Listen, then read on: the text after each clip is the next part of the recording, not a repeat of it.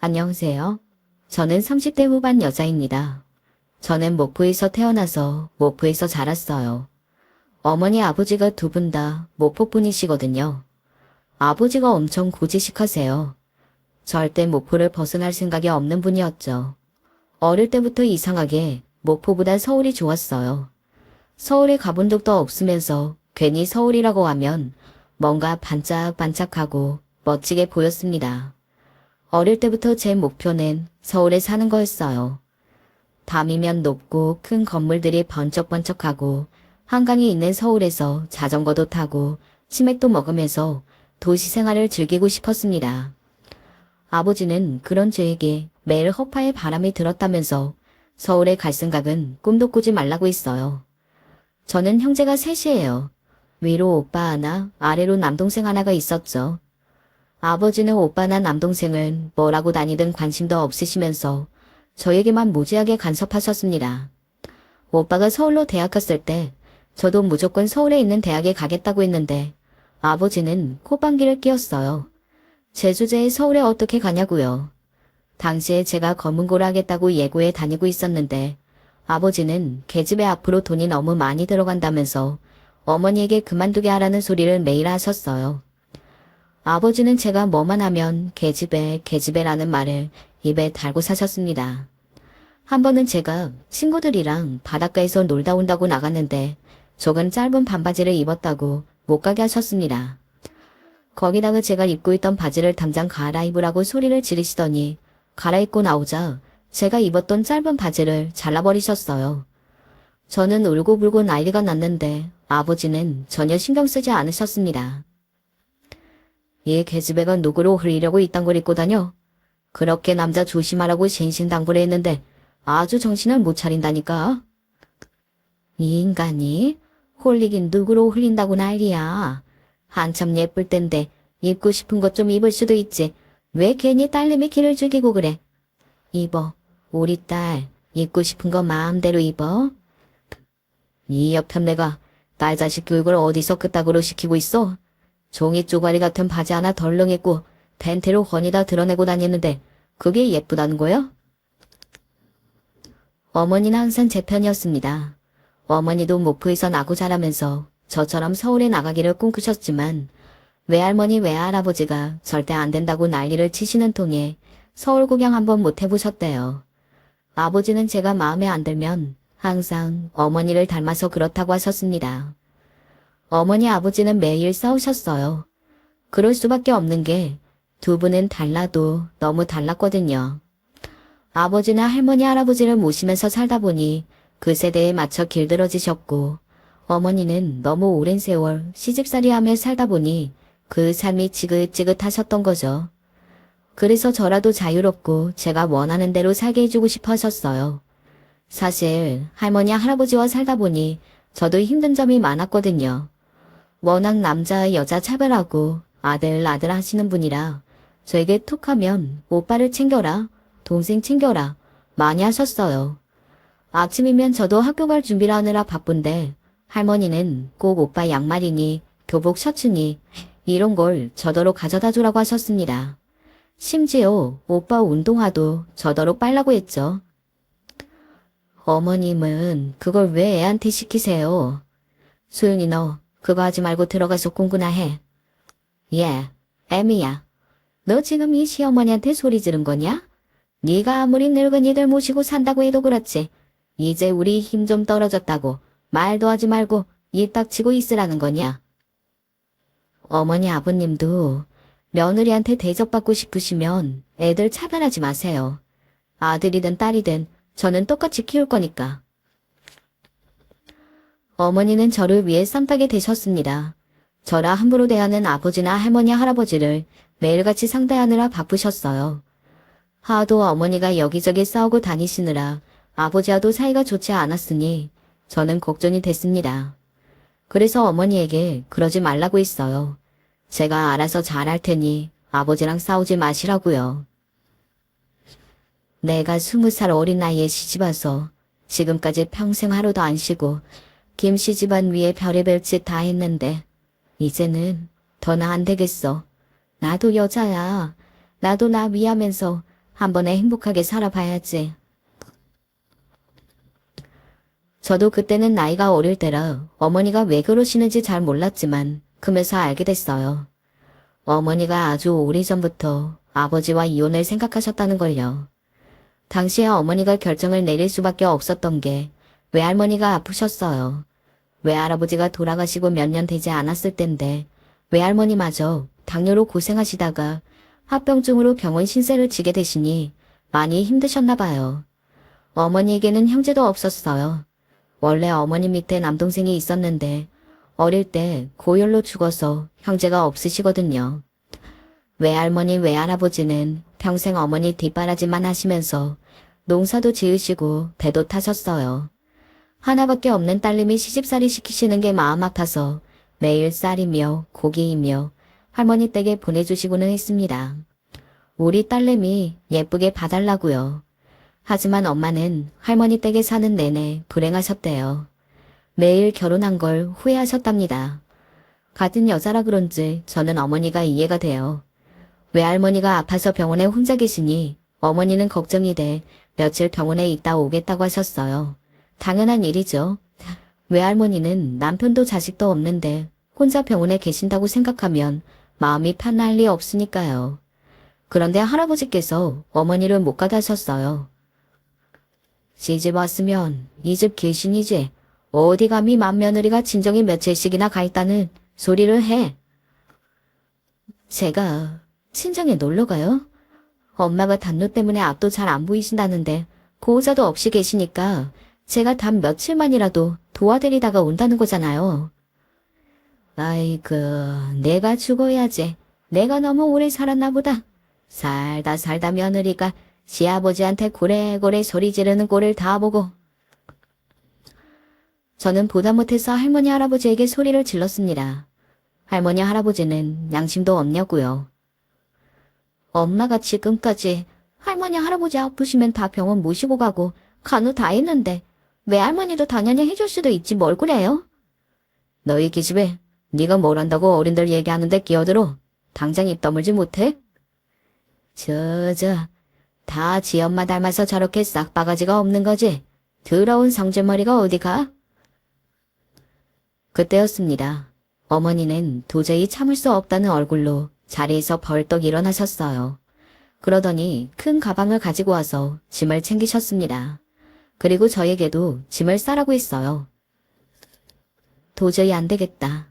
나 당신이랑 더는 못 사겠어. 우리 이혼해. 내가 소영이랑 막내는 데리고 나갈 테니까 잘난 당신이 부모 모시면서 어디 한번 잘 살아봐.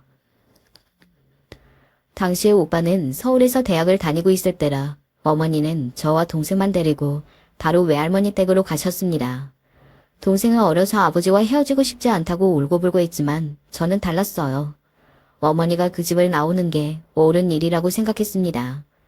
엄마처럼 똑똑하고 현명한 사람이 할머니나 할아버지, 아버지에게 무시당하면서 고생하는 모습이 저도 싫었거든요. 아버지는 다음날 곧바로 어머니를 데리러 왔지만 한번 돌아선 마음은 쉽게 돌아서지 않았습니다. 어머니도 몇 년 동안 내내 고민하던 일이었으니 얼마나 생각을 많이 하셨겠어요. 아버지가 시댁이고 다 싫었고 저희 때문에 참고 사신 거죠. 당신이 생각이 있는 여편네요? 시부모님 모시고 살면서 감히 이혼 얘기를 해? 당신한테 자식이 셋이나 있는데 자식 새끼다 앞길 다 막을 생각이야? 생각이 없는 건 아버지였습니다. 어머니와 헤어지고 싶지 않았으면 무릎 꿇고 사정이라도 할 생각을 했어야지. 끝까지 뻔뻔하게 굴었어요. 이미 단호하게 마음을 먹은 어머니는 아버지를 쫓아내고 이혼했습니다. 이혼하는 날까지도 아버지와 할머니 할아버지는 어머니에게 여자가 남편도 없이 애 키우면 사람들이 얼마나 천대하는지 아느냐면서 막말을 퍼부었지만 어머니는 콧방귀를 끼셨어요. 그까지 남편 필요하면 다시 찾으면 그만이라고 하시면서 농담까지 하셨습니다. 저도 처음엔 어머니가 말만 저렇게 하고 사실은 무섭고 겁나는 게 아닌가 싶었는데 아니었습니다. 어머니는 너무 씩씩했어요.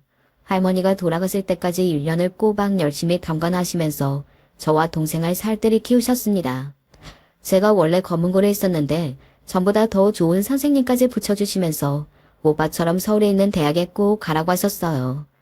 사실 지금 생각해보면 어머니가 현명하셨습니다. 누가 봐도 할아버지 댁보다 외가댁이 훨씬 재산이 많았거든요. 어머니는 할머니가 돌아가시자마자 목포의 집을 정리하고 저와 동생을 데리고 무작정 서울에 올라왔어요. 어차피 오빠도 서울에서 대학을 다니고 있었고 저도 서울에 있는 대학에 보낼 거라고요. 저는 그렇게 오고 싶었던 서울에 오게 되니 어머니의 말대로 서울에 있는 대학에 들어가기 위해 검은고도 열심히 하고 공부도 열심히 했습니다. 동생도 마찬가지였고요. 어머니 말씀은 틀린 게 하나도 없었습니다. 어머니가 아버지와 헤어지면서 하셨던 말 그대로 됐거든요. 서울에 집을 사서 어머니와 우리 형제 셋 함께 살 거라고 했었는데 정말 그렇게 됐습니다.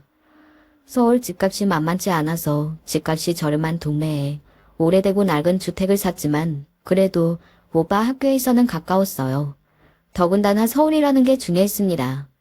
제가 서울 하늘 아래 살고 있다는 것만으로 기뻤어요.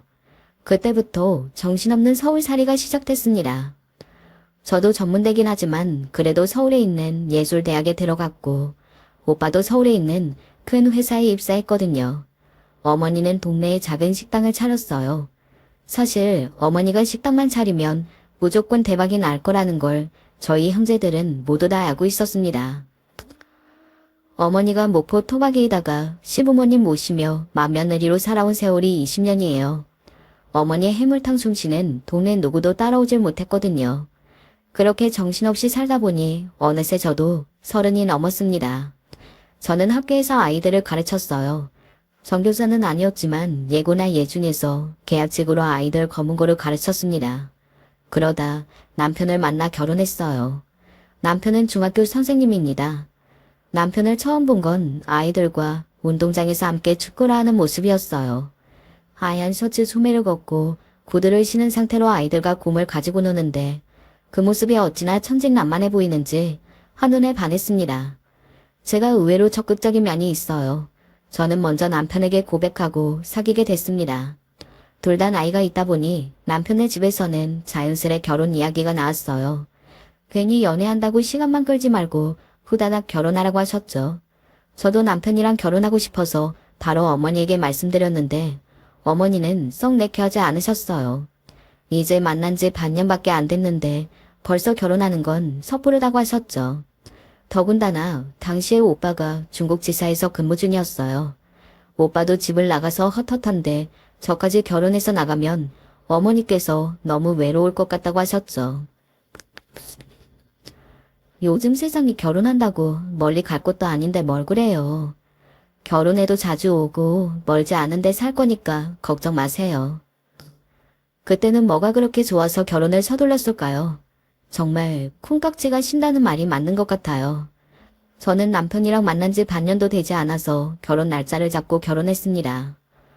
사실 결혼식 올리고 신혼여행 갔다 올 때까지만 좋았지. 막상 결혼해서 살다 보니 결혼이라는 게 제 생각 같지 않더군요. 연애할 때는 남편의 천진난만한 성격이 좋았었는데 막상 결혼해서 살다 보니 그게 아니더군요. 남편은 좋게 말해서 천진난만한 거지 절에 아예 없는 철부지였습니다. 남편이 외동이에요. 집에서 귀하디 귀한 왕자처럼 자랐더군요. 남편은 한 번도 부모님에게 맞아본 적도 없고 사고 싶은 걸 못 산 적도 없답니다. 시부모님께서 남편이 해달라는 건 뭐든지 다 해주셨대요. 저는 남편과 이야기하다 보면 놀라운 게 한두 개가 아니었어요. 여러 면에서 저와 달랐거든요. 남편은 뜬금없는 소리를 참 잘했어요. 결혼한 지 얼마 되지 않아서 이제 신혼집에서 산 지 1년도 안 됐는데 이사 가고 싶다는 소리를 입에 달고 살았습니다. 다른 친구들은 결혼하면서 아파트도 잘만 사는데 자기는 고작 투룸 전세라면서 툴툴거렸어요. 저는 그럴 때마다 우리가 조금 더 노력해서 돈 모으면 우리도 금방 아파트에 갈 수 있을 거라고 했습니다. 저도 나름대로 긍정적으로 이야기한 건데 남편은 코웃음을 치더군요. 그러더냐 하는 소리가 어이가 없었어요. 이래서 고기도 먹어본 놈이나 먹는다는 소리라는 거야. 자기나 나나 집안이 넉넉하지를 못하니까 노력해야 한다는 둥, 열심히 살면 된다는 둥 하는 소리나 하는 거야. 있는 놈들은 그런 노력 같은 거 안 해도 당연하게 아파트부터 척척 시작한다니까. 연애할 때는 몰랐는데 남편은 생각보다 더 이상이 높은 사람이었어요. 자기가 가진 것보다 항상 더 많은 걸 갖고 싶어 했습니다. 시부모님이 넉넉한 형편은 아니지만 남편이 원하는 건 어떻게든 해주려고 노력하시는 분들이에요. 그런데도 남편은 불만이 많았습니다. 특히나 친구들을 만나고 오면 더 심해졌어요. 학교 다닐 때 본인보다 공부를 더 못했던 친구들이 잘 나가거나 부모님께 도움을 받아 잘 사는 걸 보면 굉장히 기분 나빠했어요. 학교 다닐 때는 나한테 말도 잘 못 걸던 놈이 아버지한테 건물 좀 물려받았다고 뻐기는 꼴이 얼마나 재수없던지. 맨날 공부 잘하면 뭐래? 그래봐야 월급쟁인데. 돈 많은 집 애들은 매일 놀고 먹으면서 부모가 준 돈으로 펑펑 놀고 먹는데. 아휴, 내 팔자야. 남편은 시간이 지날수록 뭐가 그렇게 초조한지 점점 더 변해갔어요. 전에는 학교에서 아이들을 가르칠 수 있는 것만으로도 제일 행복하다고 하던 사람이 이제는 자기도 부모가 물려준 건물이라도 있었으면 좋겠다는 말도 안 되는 소리를 했습니다. 거기다가 저랑 상의도 없이 혼자 부동산을 돌아다니며 집 시세를 물어보고 다녔어요. 당시에 저희 부부는 9천짜리 전세를 살고 있었는데 주변 아파트 시세를 알아보더군요. 저는 어디서 로또라도 됐냐고 아파트를 왜 알아보러 다니냐고 했습니다. 그러자 남편은 대출을 받아서라도 무조건 아파트에 가겠다고 했어요. 친구 중에 빌라 사는 사람은 자기밖에 없다면서요. 앞뒤 상황은 생각지도 않고 우기기만 하는 남편이 전에 한심하게 마저 보였습니다. 아무리 요즘 다들 대출받아서 집 산다고들 하지만 저는 좀 더 신중해야 할 것 같아 남편에게 조금 더 생각해보자고 했습니다. 대출이 가능하다고 해도 대출 금액이 너무 많기도 했고 이자도 비싸서 부담되는 건 사실이니까요. 제가 이사를 하지 못하게 하자 남편은 갑자기 차로 눈을 돌렸습니다. 남편이 원래 타던 차가 5년 정도 타긴 했어도 거의 대중교통을 이용하고 다녀서 차가 새 차나 다름없었거든요. 그런데도 남편은 동창회에 한번 갔다 오더니 무조건 외제차로 바꾸겠다고 청화했습니다. 친구 중에 본인만 굿산 차를 타고 다닌다고요. 저는 어린애도 아니고 자꾸만 왜 친구들과 비교하냐고 남편에게 화를 냈습니다. 우리 연봉이 외제차는 무슨 외제차야. 지금 차도 멀쩡한데 조금 더 타다가 나중에 아이 생기면 조금 더 큰 차로 바꾸면 되지. 당신이 뭘 몰라서 그러는데 요즘은 결혼할 때 처가에서 사위차 사주는 경우도 많대. 내 친구들 보니까 다들 장인어른이 차 바꿔줬다고 그러더라. 자기 부모님 탓을 하는 것도 모자라 이제는 처가 이야기까지 하더군요. 순간 저는 기분이 확 상해서 얼굴이 일그러졌습니다. 그런데도 남편은 말을 멈출 줄은 몰랐어요. 지금 나 들으라고 하는 소리야? 우리 집에 있지도 않은 장인어른이 당신 차로 어떻게 사줘? 저도 남편과 싸우고 싶지 않았지만 남편 말에 너무 기분이 나빠서 그냥 넘어갈 수가 없었습니다. 아무리 외제차가 갖고 싶어도 그렇지 할 말이 있고 하면 안 될 말이 있는 거지. 사람 앞에 두고 어떻게 저딴 소리를 할 수 있나 싶더라고요. 명색의 학교 선생이라는 사람이 말이죠. 내가 언제 장인어른이 차 사줬으면 좋겠다고 했어. 그냥 내 친구들은 그렇다더라 한 거지. 아 됐어. 내가 알아서 살 거니까 당신은 신경 꺼. 남편은 결국 외제차를 샀어요. 저에게 말해봐야 씨알도 먹히지 않으니 시부모님한테 말했더군요. 남편이 시부모님한테 이야기할 때 제가 바로 옆에 있었는데 정말 바닥에 앉아 발만 동동 구르지 않았지 무슨 어린아이가 떼쓰는 것처럼 조르더군요. 뭐 어이가 없었던 건 그게 시부모님에게 통했다는 겁니다. 다 별 볼 일 없는 직장 다니는 애들이라 나보다 연봉도 낮은데 다들 외제차 끌고 왔다니까. 내가 진짜 자존심 상해서 다음부터는 차 안 끌고 나갈 거야. 우리 아들 오랜만에 만난 친구들 앞에서 창피했겠네. 아 걱정하지 마. 엄마가 차 바꿔줄게. 우리 하나뿐인 아들 먹고 싶은 거 갖고 싶은 거 사주려고 엄마 아빠가 돈 버는 건데 당연히 다 해줘야지. 저는 기가 막혀서 말문이 막혔습니다. 저는 듣고만 있어도 민망해서 시어머니에게 그러실 필요가 없다고 했어요. 지금 타는 차도 멀쩡하니 몇 년 타다가 저희가 알아서 바꾸겠다고요. 그런데 시아버지께서 갑자기 버럭 소리를 지르셨습니다. 요즘 차가 얼마나 튼튼한데 넌 연탄다고 망가지니? 차는 망가질 때까지 타는 게 아니라 남자의 자존심이야. 남들 다 타면 당연히 우리 아들도 타야지. 아버지가 바꿔줄 테니까 마음에 드는 걸로 골라. 서울 사람들은 다 그런가요? 아니면 외동아들이라서 이런 걸 본가요? 저희 시부모님들은 투정 부리는 아들 입에 사탕 올려주듯 외제차를 떡하니 사주셨습니다.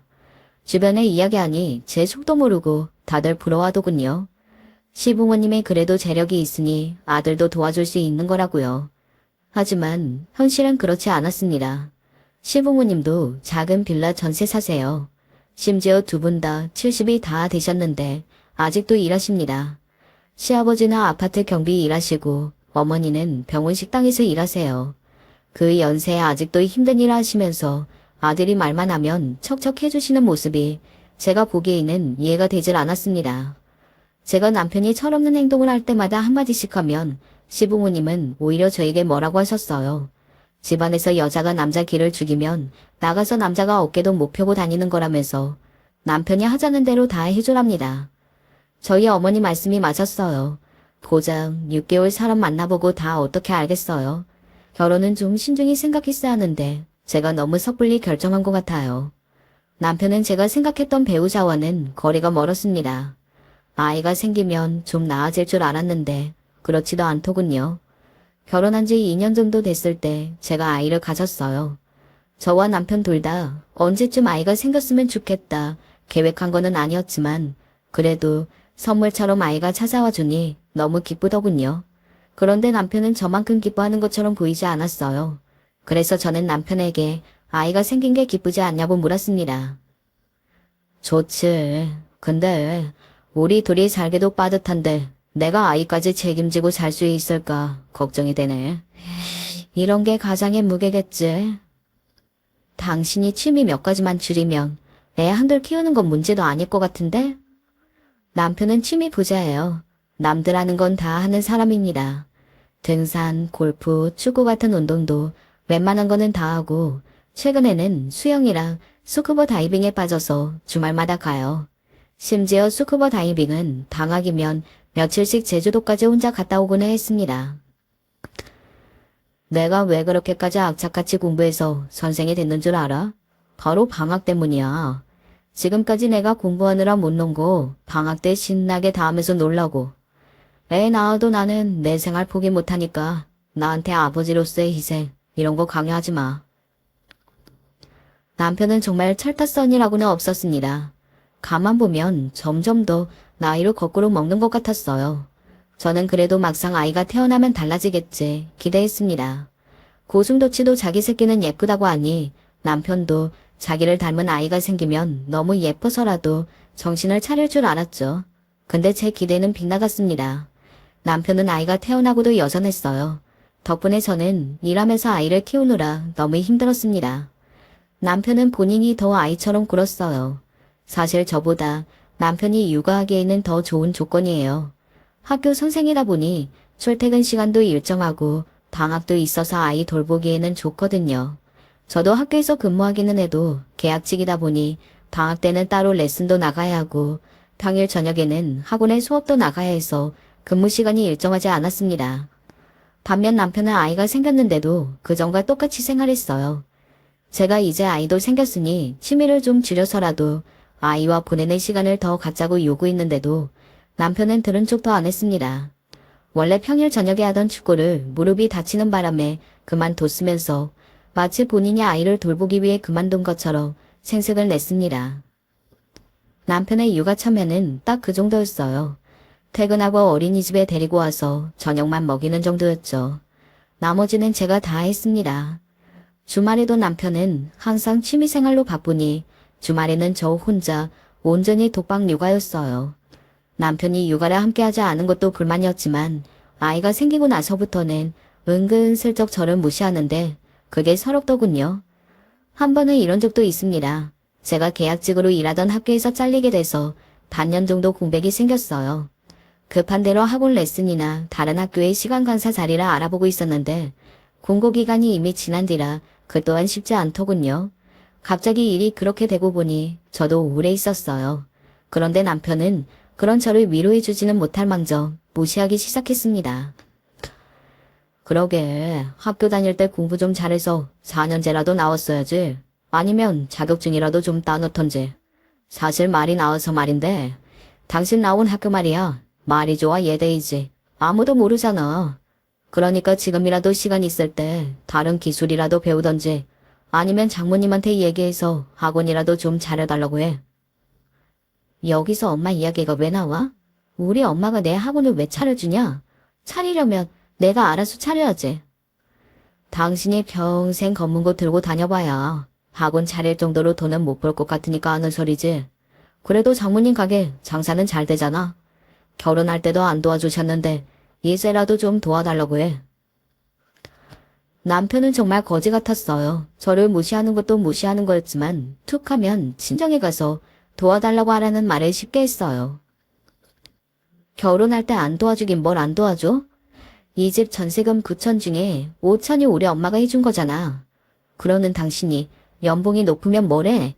생활비 똑같이 반반씩 내고 나머지는 본인 취미생활에 다 썼으면서. 부부끼리 돈 가지고 싸우는 게 너무 싫어서 지금까지 저도 말 안 하고 꼭 참고 있었는데 더는 안 되겠더군요. 결혼할 당시에 시댁에서 집을 구해줄 형편이 안 돼서 급한 대로 저희 엄마가 현금으로 5천 해준 거예요. 나머지 4천은 남편이 가지고 있던 돈이고요. 그런데도 결혼할 때 저도를 해온 게 없다고 하니 정말 기가 찼습니다. 남편은 본인이 모은 4천 가지고 생색을 무진했어요. 그러면 뭐래요? 결혼해서 지금까지 각자 번 돈으로 똑같이 생활비 내고 살았는데 본인이 연봉이 더 높다는 이유 하나만으로 제 앞에서 잘난 척을 해댔습니다. 당신이야말로 장모님이 꼴랑 5천 해주고 그까지 생활비 좀 낸다고 지금 생색내는 거야? 남들은 사이가 선생이면 처가에서 집도 사줘. 으이구, 내가 미쳤지. 그냥 혼자 살면서 내가 번 돈 내가 다 쓰고 살았어야 했는데 멍청하게 괜히 결혼을 해서는. 남편은 제가 생각한 것보다 훨씬 더 엉망인 사람이었습니다. 아들까지 낳고 사는 아내에게 이제는 결혼한 것 자체로 후회한다고 막말을 퍼부었어요. 거기다가 자기 동기 중 하나가 장인어른이 건물을 물려줘서 학교를 그만뒀답니다. 학교 사람들은 그래도 임기를 채워야 연금이 나오지 않았냐고들 있는데 그 동기는 코웃음을 쳤답니다. 가만히 앉아만 있어도 한 달에 몇 천씩 건물에서 임대료가 나오는데 연금을 뭐하러 받냐고요. 남편은 자기 주제도 모르고 매일 주변 사람들과 비교하면서 자기 혼자 신보가 뒤틀려서는 얼굴에 욕심만 가득했습니다. 남편은 원래 자신이 학교 선생이라는 것에 자부심을 가진 사람이었어요. 아이들도 좋아하고요.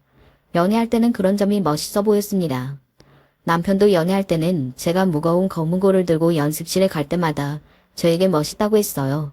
하지만 이제는 저희 둘 다 달라졌습니다. 저 나름대로 남편이 내는 생활비만 가지고는 아이를 키우기가 쉽지 않아 조금이라도 더 벌어서 보탬이 되려고 레슨에 학원 수업도 나가는 거였는데 남편은 전혀 고마운 줄은 모르더라고요. 더군다나 본인이 주말이면 항상 취미생활을 하느라 바쁘니 제가 주말에 다른 수업을 잡을 수가 없어서 평일 저녁에 일하는 건데 그것조차 이해하지 못하고 말을 믿게 했어요. 그러던 어느 날이었습니다. 남편이 저에게 씻을 수 없는 상처를 안겨줬어요. 그날은 남편이 대학 때부터 하던 산악 동호회 사람들과 가족 동반으로 여행을 갔습니다. 아이 낳고 처음으로 가는 가족여행이라 저는 들떠 있었습니다. 아들도 아빠랑 다 같이 여행을 가니 신난 것 같더라고요. 남편과 함께 모임을 하는 사람들은 대부분 남편 교대 시절 친구들이라 거의 다 학교 선생님들이에요.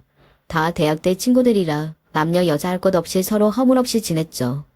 저도 학교에서 일하다 보니 남편 친구들과 특별히 불편한 거 없이 편하게 지냈어요. 그런데 밤이 돼서 제가 아들을 재우고 공연 거실에 나왔는데 남편이랑 남편 친구들이 모여서 술을 먹고 있더라고요. 남편은 술을 제법 먹었는지 좀 취한 것 같았습니다. 알고 보니 함께 모임을 하던 친구 중에 한 여자친구랑 남편이 대학 때 가까운 사이였나 봐요. 사귀던 사이까지는 아닌데 남편이 군대 가기 전까지 그 여자분은 꽤 좋아했었나 보더라고요. 그 여자분은 고등학교 수학 선생님이에요. 아직 결혼은 안 했고요. 원래 모임에 남자친구랑 같이 나왔었는데 최근에 헤어졌다면서 그날은 혼자 왔어요. 그런데 남편은 제가 뒤에 있는지도 모르고 그 여자분에게 하지 말았어야 할 말을 했습니다. 이럴 줄 알았으면 그때 내가 군대에 가더라도 너한테 고백이나 한번 해보고 갈걸. 그랬으면 혹시 알아? 내가 너랑 결혼했을지. 너는 아들까지 있는 애가 무슨 그런 소리를 해. 우리 그때 만났어도 아마 잘 못 살았을 거야. 소영씨가 사람이 얼마나 좋아. 네 철없는 성격 다 받아주고. 저는 남편의 말에 손이 부들부들 떨렸습니다. 생각 같아서는 지금이라도 달려가 남편의 멱살을 잡고 싶었어요.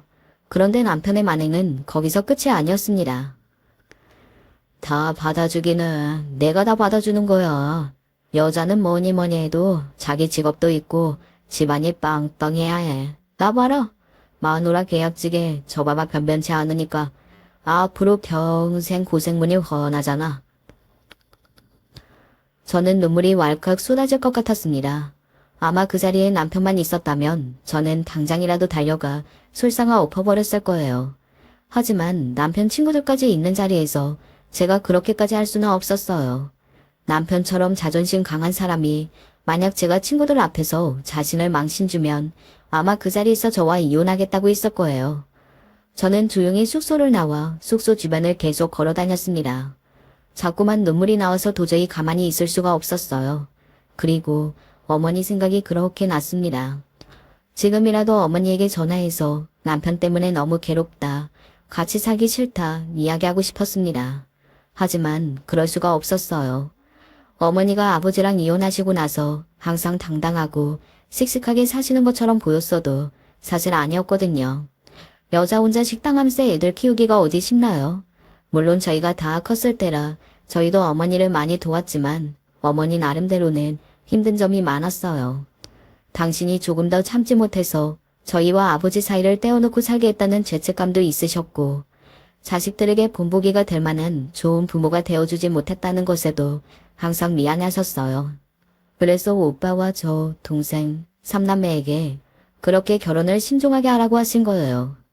그런 어머니에게 제가 남편과 잘 살지 못하는 모습을 보여주고 싶지 않았습니다. 그래서 지금까지 남편과 그렇게 힘들었어도 한 번도 말씀드린 적이 없어요. 저라고 왜 저런 인간이랑 살고 싶겠어요? 아들도 아들이었지만 어머니에게 저까지 이혼하는 모습을 보여드리고 싶지는 않았어요. 그래서 남편이 좀 못나고 철이 없어도 꾹꾹 참은 거예요. 부부가 언제까지 사람 가지고 살겠어요. 자식 보면서 하루하루 참고 사는 거죠. 하지만 남편은 참아주려고 해도 너무했습니다. 제가 학교 일을 그만두고 나니 수입이 줄잖아요. 그래서 제가 남편에게 이야기했어요. 다음 학기까지는 생활비를 반만 내겠다고요. 그 대신에 아들을 어린이집에 보내지 않고 제가 돌보겠다고 했어요. 그동안 어린이집 돌본 비용은 줄어들고 저도 아이와 함께 있을 수 있으니 아이에게도 좋을 것 같아 당분간만 그렇게 하자고 했습니다. 그런데 남편 표정이 싹 바뀌더군요. 당신 사정은 알겠는데 아무리 그래도 내던 생활비를 안 내면 어떻게 하라는 거야? 설마 나머지를 나더러 내라는 거야? 물론 처음부터 생활비를 똑같이 반씩 냈으니 제가 냈던 비용까지 남편이 감당하기 힘들 수도 있습니다. 하지만 남편이 저보다 뻔히 버는 돈이 훨씬 더 많고 생활비로 내는 돈 외에 다른 돈은 지금까지 본인이 다 썼으면서 우리가 남도 아니고 가족인데 어쩔 수 없는 상황에는 본인이 조금 더 감당할 수 있는 거 아닌가요? 저는 도대체 부부끼리 왜 이런 사소한 일을 가지고 얼굴을 붉게 하는지 이해할 수 없었습니다. 당신 말대로라면 뭐든지 다 똑같이 반반해야지. 지금까지 생활비는 계속 똑같이 냈는데 육아나 집안일은 내가 99% 다 했잖아. 그건 어떻게 보상할 건데? 보상은 무슨? 육아나 집안일은 시간이 많은 사람이 당연히 더 많이 하는 거지. 그리고 육아나 집안일이 뭐 대단한 일이라고 그걸 나눠서 해? 저는 순간 남편이 아니라 저희 아버지와 이야기를 나누는 줄 알았습니다. 저는 기가 막혀서 말문이 턱하고 막혔습니다. 어머니가 항상 저에게 말했던 게 바로 이런 거였어요. 아버지와는 백날 이야기해봐야 도대체 말귀를 못 알아들어서 조금도 이야기하고 싶지 않았다고 했습니다. 딱 그 느낌이었어요. 저도 남편과는 일절 말이 통하지를 않았습니다. 암튼 당신이 잘못해서 우리 집 가게에 피해 입힌 거니까 당신이 책임져. 이번 명절에는 장모님께 드리는 용돈은 줄여서 드릴 테니까 그런 줄 알아. 저는 순간 제 귀를 의심했습니다. 제가 들은 게 실화인가 했어요. 제가 내는 생활비가 줄었으니 저희 친정에 들어가는 경조사비를 줄이겠답니다. 심지어 제 동생 생일이 돌아오고 있었는데 생일 선물도 저더러 알아서 하라네요. 평소에도 남편이 제 동생 생일까지 신경 쓰지는 않았지만 그래도 제가 생활비에서 용돈을 주긴 했거든요. 사실 좀 억울하기는 했어. 나는 외동이랑 형제가 없어서 우리 집에는 따로 들어가는 경조사비도 없는데 당신네는 형제가 둘이나 있으니 생일이니 조카들 세뱃돈이니 더 2배로 들어갔잖아. 누가 보면 처가에 대단히 잘한 줄 알겠다. 내 동생 결혼할 때 축의금 좀 많이 하자고 했더니 꼴랑 20만 원 봉투에 넣어놓고 그런 소리가 나와. 제가 결혼할 때 남동생은 제 냉장고를 사줬어요. 그런데도 남편은 고마운 줄은 모르고 현금으로 20만 원이나 줬다고 저에게 더럽게 생색을 냈습니다. 그게 어디야. 나는 형제도 없어서 줄 축의금도 없는데. 순간 남편 뺨을 올려붙이고 싶은 걸 정말 꾹 참았습니다. 사람이 어쩜 저렇게 구질구질 얄미울 수가 있죠. 구두쇠인 줄은 진작 알았지만 저 정도로 철면피인 줄은 몰랐어요. 그러던 와중에 집안에 큰일이 생겼습니다. 얼마 전부터 저희 어머니께서 몸이 좀 안 좋다고 했는데 제가 이래저래 바쁘다는 핑계로 어머니를 병원에 모시고 못 갔어요. 어머니도 가게 일이 바쁘니 병원에 갈 정신이 없으셨고요. 그러다가 그만 가게에서 일하시다가 어머니가 쓰러지신 거예요. 가게에 일하시는 이모가 구급차를 불러서 응급실로 급하게 모시고 갔습니다. 저와 동생은 연락을 받고 급하게 병원으로 갔어요. 그런데 어머니께서 외할머니처럼 당뇨가 심하시더라고요. 평소에 워낙 병원에 자야 가지를 않으시니 모르고 계셨던 거죠. 당 수치가 위험 수위인데다가 합병증까지 있어서 조금만 늦었으면 뇌에 장애가 생길 수도 있을 정도로 심각한 상태였대요. 저와 남동생은 정말 시겁했습니다. 어머니는 항상 저희에게 뭐든 괜찮다고 하시는 씩씩한 분이라 저도 모르게 어머니에게 너무 소홀했어요. 어머니는 언제나 건강하게 제 곁에 있어 주실 줄 알았죠. 저는 그제야 정신이 번쩍 들었습니다. 저만 나이가 들고 아들이 크는 것만 생각했지 어머니 나이 드시는 건 생각도 못하고 있었어요. 저는 이제라도 어머니를 챙겨야겠다 생각했습니다. 그날 바로 어머니는 병원에 입원해서 치료를 받으셨어요. 혈관이 다 막혀서 피가 잘 돌 수 있게 하는 시술을 받으셨습니다. 혈압이나 합병증도 위험 단계라 병원에서 며칠 지켜봐야 한다고 해서 며칠 더 입원해야 했죠. 4일에서 5일은 입원해야 한다는데 어머니 곁에 있어줄 수 있는 사람이 없었습니다. 오빠는 중국에 있고 남동생은 한 집안의 가장으로서 아내도 있고 아이도 있는 데다가 출근도 하니 병원에 있을 수가 없었습니다. 저도 아들을 돌보면서 일을 하고 있으니 마찬가지였고요. 할 수 없이 간병이나 알아보고 있었는데 어머니께서 난리가 나셨어요. 어머니도 저희 남편 못지않은 구두쇠거든요. 어머니는 간병인이 비싸다면서 절대 부르지 말라고 하셨습니다. 고작 며칠인데 혼자 있으면 된다고요. 그 순간 저도 모르게 어머니 앞에서 울어버렸어요. 이 상황이 너무도 슬퍼서요. 예전에 외할머니가 병원에 계셨을 때가 떠오르면서 어머니에게 너무 미안했습니다. 뭐가 바쁘다고 고작 일주일도 어머니 곁에 있어드릴 수가 없다는 사실이 너무 슬펐습니다. 저는 무슨 생각이었는지 곧바로 남편에게 이야기했어요. 어머니 병간호를 제가 해주고 싶다고요. 사실 무리도 아니었던 게 남편만 이해해주면 되는 문제였어요. 어차피 남편은 학교 방학이라 학교에 안 나가고 있었거든요. 제가 괜히 눈치가 보여서 남편에게 말하지 못한 건데 도저히 어머니를 혼자 병원에 두고 발이 떨어지질 않아 남편에게 질러버렸습니다. 물론 남편은 제가 말을 꺼내자마자 병원에 제가 왜 들어가냐고 난리였어요. 아들이 둘이나 있는데 거기를 당신이 왜 들어가? 더군다나 당신은 유부녀잖아. 남편이랑 자식 안 챙겨? 오빠는 중국에 있고 석진이는 출근해야 하잖아. 나야 레슨이랑 수업 따로 보강하면 되니까 충분히 시간 낼 수 있고. 어차피 당신도 방학이라 집에 있는데 5일만 당신 아들 좀 봐줘. 남의 자식도 아니고 자기 자식인데 충분히 볼 수 있잖아. 그 순간만큼은 남편이 난리를 쳐도 상관이 없다고 생각했습니다. 이혼하자고 해도 어쩔 수 없다고 생각했어요.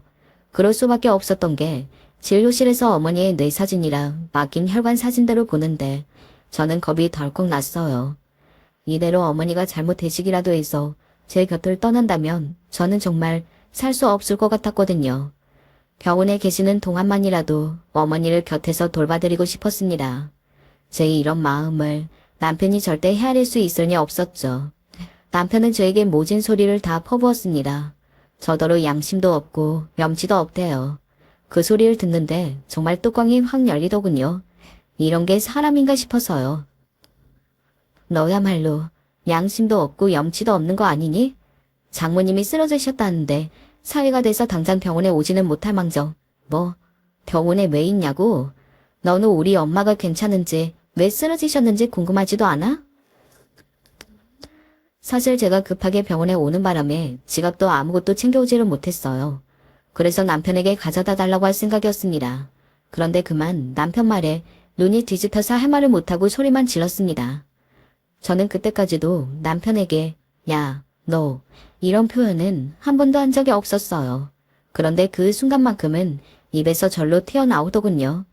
사실 남편 하는 짓으로 봐서는 욕이 안 나오는 게 다행이었어요. 얼씨구, 아주 효녀나셨네. 효녀났어. 그렇게 엄마 옆에서 효녀로 살고 싶으면 결혼하지 말고 평생 엄마랑 살지. 왜 나랑 결혼을 해서 남의 인생을 망쳐? 아 몰라. 나 주말에 골프 가기로 했는데 나더러 어쩌라는 거야? 역시나 남편과는 말이 통하지 않았습니다. 철이 없고 개념이 없는 사람인 줄 알았지만 이 정도로 무개념하고 몰상식한 인간인 줄은 또 처음 알았네요. 장모님이 쓰러지셨다는데 이 인간이 골프를 간다네요. 이제나 하도 어이가 없어서 화도 나질 않더군요. 정말 기가 막혀서 실수가 튀어나왔어요. 저도 될 대로 되라 였습니다. 저는 그대로 어머니 병원에 있기로 했어요. 혹시 몰라서 시어머니에게 연락은 해뒀습니다. 친정엄마가 많이 안 좋아서 제가 병원에 있기로 했다고요. 기이한 아들 혼자 손주 보느라 고생하니 좀 들여다봐달라고 했습니다. 남편이 제 아들 굶기면 안 되니까요. 그러자 시어머니도 한다는 소리가 남편과 별반 다르지 않았습니다. 애미 너는 가만 보면 네 남편을 너무 부려먹는다. 요즘 병원에는 간병인도 다 있다는데 꼭 거기를 네가 직접 들어가야겠니? 으이그, 우리 아들이 혼자 애 보느라 아주 고생하게 생겼네. 시어머니도 저희 어머니가 왜 병원에 입원했는지 어디가 안 좋은지 안부는 묻지도 않으셨습니다. 그 순간 알겠더군요. 이 일에서 가정교육이 중요한 거였어요. 부모한테 보고 자란 게 없으니 남편도 그 모양이었던 거죠. 네, 맞아요. 요즘 병원에 간병인 되게 많더라고요. 근데 친정엄마는 남이랑은 불편해서 못 있겠다고 하셔서 제가 그냥 있으려고요. 아참, 나중에 어머니 병원에 들어가시면 꼭 간병인 써드릴게요. 그럼 제 아들 좀 부탁드려요. 저도 극한의 상황까지 몰리니 뻔뻔해지더군요. 시어머니도 믿고 남편도 믿고 다 싫었어요. 제게 상처 주고 모진 소리라는 사람들에게는 다 똑같이 갚아줘야겠다 싶었습니다. 저는 다른 건 일절 생각하지 않기로 했어요. 어머니의 간호에만 신경 쓰기로 했습니다. 지금까지 일 핑계, 아이 핑계로 어머니에게 해드리지 못한 걸 이제라도 다 해드리고 싶었어요. 환자복을 입고 침대에 누워 계신 어머니의 모습을 보면 울컥울컥 눈물이 차올랐지만 애써 기운을 내서 어머니가 전처럼 건강해지실 수 있기만을 바랐습니다. 그래도 시술이 잘 끝났어요. 앞으로 평생 병원에 다니면서 관리하셔야지만 그래도 처음 쓰러져서 병원에 오셨을 때보다는 많이 좋아지신 상태라 다행이었습니다. 이제 퇴원 수속을 하고 나가면 돼서 짐을 챙겨 어머니를 모시고 수납하러 갔어요. 저와 어머니 둘 다 갑자기 급하게 병원에 들어가게 돼서 지갑도 못 가지고 들어왔어요. 저는 급한 대로 동생에게 카드를 가지고 오라고 하려고 했습니다. 그런데 어머니께서 됐다고 돈 있다고 하시더군요. 어머니는 주머니에서 5만 원권 뭉텅이를 꺼냈어요. 너희가 무슨 돈이 있어. 나 절대 너희한테 손 안 벌리니까 걱정하지 마. 나야 장사하는 사람이라 주머니에 항상 현금은 다발로 들고 다니는데 무슨 걱정이야. 어머니는 여전하셨습니다. 원래도 자식들이 돈 쓰는 걸 너무 싫어하세요. 항상 본인은 돈 많으니 저희나 알아서 잘 살라고 하셨죠. 결국은 어머니가 가지고 계셨던 현금으로 병원비를 결제했습니다. 그런데 계산하다 보니 딱 20만 원이 모자라더군요. 어머니는 바로 집에 가서 보내주겠다고 했지만 병원이 어디 그런가요? 지금 당장 결제를 해야 했죠. 저는 우선 급한 대로 동생에게 보내달라고 연락을 했어요. 그런데 동생이 바쁜지 계속 전화를 안 받더라고요. 저는 할 수 없이 남편에게 전화했습니다. 저도 웬만하면 남편에게만은 이야기하고 싶지 않았죠. 그런데 제가 없는 돈에 생활비를 내느라고 있는 돈을 다 털어서 남편에게 이체해버리는 바람에 제 통장에는 아예 돈이 없었어요. 여보, 지금 퇴원하려고 하는데 엄마랑 나랑 둘 다 지갑을 안 가지고 와서 20만 원이 딱 부족하네. 지금 바로 20만 원만 이쪽으로 입금해 줄래? 내가 다음 달 생활비에 포함해서 줄게. 저는 어머니 앞이라 최대한 상냥하게 남편에게 이야기했습니다. 병원에 들어오기 직전까지 남편과 다퉜지만 그런 모습을 어머니에게 보여줄 수는 없으니까요. 그런데 남편이란 놈이 이제는 아예 정신줄을 놓았나 봅니다. 저희 어머니가 옆에 계신 걸 뻔히 알면서도 개념 없는 소리를 퍼부어대더군요. 네가 이제 아예 미쳤구나. 하다하다. 네 엄마 병원비까지 네가 내겠다는 거야? 와 진짜. 너희 집이 이 정도로 거지였냐? 어떻게 20만 원이 없어서 전화를 해? 난 네 엄마가 죽든 말든 상관없으니까 나한테 연락하지 마. 순간 제 얼굴은 금방이라도 터질 것처럼 빨개졌습니다. 병원이 시끄러워서 스피커 음량을 제일 크게 해놨는데 하필이면 그때 남편이 소리를 질러대서 어머니에게까지 통화 내용이 다 들렸어요. 남편이 그대로 전화를 끊어버리자 어머니께서 눈을 부라리셨습니다. 이런 미친놈을 만나. 소영이 너 지금까지 네 남편한테 이런 취급이나 받으면서 산 거야? 20만 원도 네 마음대로 못 쓰면서? 저는 아니라고 잘못 들은 거라고 대충 둘러댔지만 눈치 빠른 어머니께서 모를 리 없었습니다. 어머니는 곧바로 제 핸드폰을 뺏었어요. 그리고는 남편에게 곧바로 전화를 걸었습니다. 제가 말리려고 해도 소용없었어요. 어머니는 절대 남편을 가만두실 분이 아니었죠. 그런데 전화를 건 어머니는 남편에게 생각지도 못한 소리를 하셨어요. 야, 이 사위 새끼야. 내가 너 이마가 훤하게 벗겨진 게 원래 쪼잔한 새끼인 줄은 알았지만 이 정도로 정신 나간 놈인 줄은 몰랐다. 어디 내 딸한테 감히 소리를 질러. 그리고 뭐? 거지 같은 집안? 너 내가 재산이 얼만 줄 알아? 목포에 있는 땅만 다 팔아도 30억이 넘어. 그뿐인 줄 알아? 내가 서울에서 장세해서 올린 건물이 지금 30억이야. 그랬습니다. 저도 정말 몰랐어요. 목포에 외할아버지가 남겨주시고 가신 재산이 있는 줄은 알았지만 어머니께서 서울에 건물까지 올리셨는지는 몰랐습니다. 어머니께서 조만간 식당으로 옮긴다고 했었는데 그게 어머니가 올린 새 건물로 들어가는 거였더라고요. 어머니는 다 계획이 있으셨습니다. 미리부터 건물을 올리네 만에하면 저희가 신경 쓸까봐 다 완공하고 나서 저에게 서프라이즈로 알려주려고 하셨더라고요. 내가 앞으로 딱 10년만 더 식당하고 그 이후부터는 자식 셋한테 똑같이 나눠주고 나서 편하게 크루즈나 타고 다니면서 살라고 했는데 너는 안 되겠다. 너는 탈락이다 이 새끼야. 어머니는 그대로 전화를 끊어버리셨어요. 그리고는 저에게 지금 당장 그런 자식과는 이혼하라고 하셨습니다. 저는 순간 가슴이 벅차올라서 말문이 막혔어요. 사실 저도 남편과 이혼하고 싶었거든요. 어머니가 속 시원하게 이야기해 주시니 마음이 뻥하고 뚫리는 것 같았습니다. 그런데 잠시 뒤 말도 안 되는 일이 벌어졌어요. 언제 날라왔는지 남편이 차를 가지고 병원 앞에까지 왔더라고요. 저와 어머니 앞에 달려와 짐까지 받아들면서 모시러 왔다고 뒷좌석 문을 열어주었습니다. 어머니는 남편 손을 뿌리치며 너 같은 놈 차에 탈 생각이 없다고 화를 내셨습니다. 그리고는 썩 꺼지라고 하셨어요. 그러자 남편이 믿기지 않은 행동을 했습니다.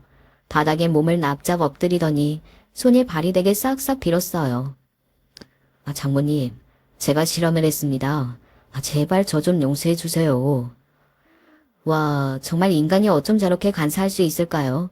30분 전까지만 해도 어머니가 돌아가셔도 상관없다는 막말을 퍼부어대더니만 어머니가 건물주라는 사실을 알자마자 용서해달라네요. 그날 저는 남편을 외면하고 택시를 잡아 타고 집으로 왔습니다. 그리고 시댁에 있던 아들을 데리고 곧장 친정에 왔어요. 시어머니도 저를 보자마자 어쩔 줄 모르고 얍삽하게 굴었지만 저는 신경도 안 썼어요. 그때부터 남편은 매일같이 친정 문턱이 마르게 드나들었습니다. 저는 문을 열어주지 않았어요. 그리고 이혼 소장을 날려줬습니다. 진작 결심한 일이었지만 용기가 부족해서 결정하지 못했습니다. 하지만 더는 참지 않았고 해요. 저에게는 어머니가 계시니까요. 그 옛날 어머니가 결심하셨던 것처럼 저도 어머니처럼 살기로 마음먹었습니다. 그날 이후 어떻게 됐냐고요? 저와 남편은 소송 끝에 얼마 전에 이혼했어요. 남편은 어떻게든 이혼을 안 해주려고 별의별 꼼수를 다했었지만 저와 어머니가 마음먹은 이상 해냈습니다. 아들에게도 상황을 잘 설명해주고 앞으로는 할머니와 살게 됐다고 했어요. 그리고 어머니는 오래 살았던 낡은 집을 팔고 한강에 보이는 아파트로 이사하셨습니다. 제 꿈이 서울의 아파트에 사는 거라는 말을 들으시고 바로 사셨어요. 어머니는 세상에서 가장 멋있는 사람이었습니다. 저의 꿈은 앞으로 어머니처럼 사는 거예요. 지금까지 살면서 저는 잘못된 선택도 많이 하고 후회되는 짓도 많이 하면서 살았지만 지금은 너무 행복하게 살고 있습니다. 지금까지 저의 긴 이야기 들어주셔서 감사해요. 여러분에게도 언제나 행운이 깃드시길 바라겠습니다. 안녕하세요. 여기 사람 볼 때 가끔 동년배 분들이 모이는 것 같아서 반가울 때가 있었어요. 제 얘기를 하고 싶어 저도 보내봅니다. 그나마 가족들 중 가장 제 편이 되어주기도 하고 그만큼 많이 싸우기도 하는 딸아이가 제 이야기를 정리해 주었어요. 제가 태어난 1948년은 참 어려웠던 시기 같아요. 태어난 지 채 몇 년 되지도 않아 6.25가 터지기도 했고요. 확실히 그 당시 나라 참상이 어땠는지 잘 기억이 나는 나이는 아니에요. 단지 좀 시간이 지나고 뭘 아야 무렵 그쯤 부모님이 하시는 얘기라던가 제가 살아가던 배경들을 생각하면서 하나씩 답습해 갔답니다. 이때 우리 가족들이야 계속 서울에 있었지만 지방으로 점점 내려가서 터지를 잡다 보니 정말 별일들이 다 있었어요. 그때 가장 친했던 친구들 몇몇을 보면 다들 평범하지 않은 상황에서 가족들이 이쪽으로 피난해왔고 그 이후 태어난 애들이 몇몇 있었어요. 예를 들어 부모님이 북쪽에서 오셨다든지 혹은 광복 직전에 부모님이 한국으로 돌아오셨다든지 이런 경우 말이에요. 그러고 다들 3살 배기 무렵에 모두 6.25를 겪게 된 거였고요. 이렇게들 힘들게 옹기종기 모여 살고 있었고 참으로 힘들고 배고픈 나날들을 보냈어요. 한편으론 너무 슬픈 게 아마 제 또래 분들이라면 공감하실 텐데요. 자식 세대들과 당연히 세월의 차이가 있긴 하다지만 정말 해도 너무 말이 안 통한다는 거예요. 아들 녀석은 어느 순간부터 대놓고 저를 무시하더군요. 아버지, 그런 얘기 좀 그만해요. 뭐 나 태어났을 땐 덜 힘들었나? 그리고 전쟁이니 공산당이니 가난이니 그런 거 실제로 다 옛날 얘기잖아요. 요즘은 그런 거 전혀 해당 없고 앞으로 살아갈 미래를 봐야죠. 왜 맨날 고리타분한 얘기만 해요? 이러면서 질려 죽겠다는 듯이 말았는데요. 어찌 보면 저도 늘 똑같은 소리만 하고 있으니 아들도 힘들 것 같긴 해요. 하지만 단순히 세대 차이만이 아니라 살아가는 방식에도 꽤 크게 폭이 벌어지고 있거든요. 48년생인 저와 72년생인 아들 사이에는 꽤 넓고도 깊은 간격이 생긴 것 같아요. 나름 저는 아들에게 지원해줄 만한 것들을 다 했다고 생각했는데 아들은 그렇지 않더군요. 아버지, 난 아버지처럼 이렇게 작은 재료상이나 하면서 계속 남대문에 있고 싶지 않아요. 여기 있으면서 건물도 사시긴 했지만 그건 아버지 세대 때나 가능한 거잖아요. 요즘 제 또래 중에 누가 그렇게 해서 돈을 버나요? 자꾸 저 장가 늦게 간다고 뭐라 하지 마시고 아버지 노후에만 집중하세요. 저 아니면 미연이가 물려받으면 되잖아요. 그리고 솔직히 물려받았어도 뭐 할지 모르겠어요. 제가 하고 있던 작달만한 재료상이 있는데 월남전에서 돌아온 이래 저는 남대문 시장에 취업해 정말 열심히 일했어요.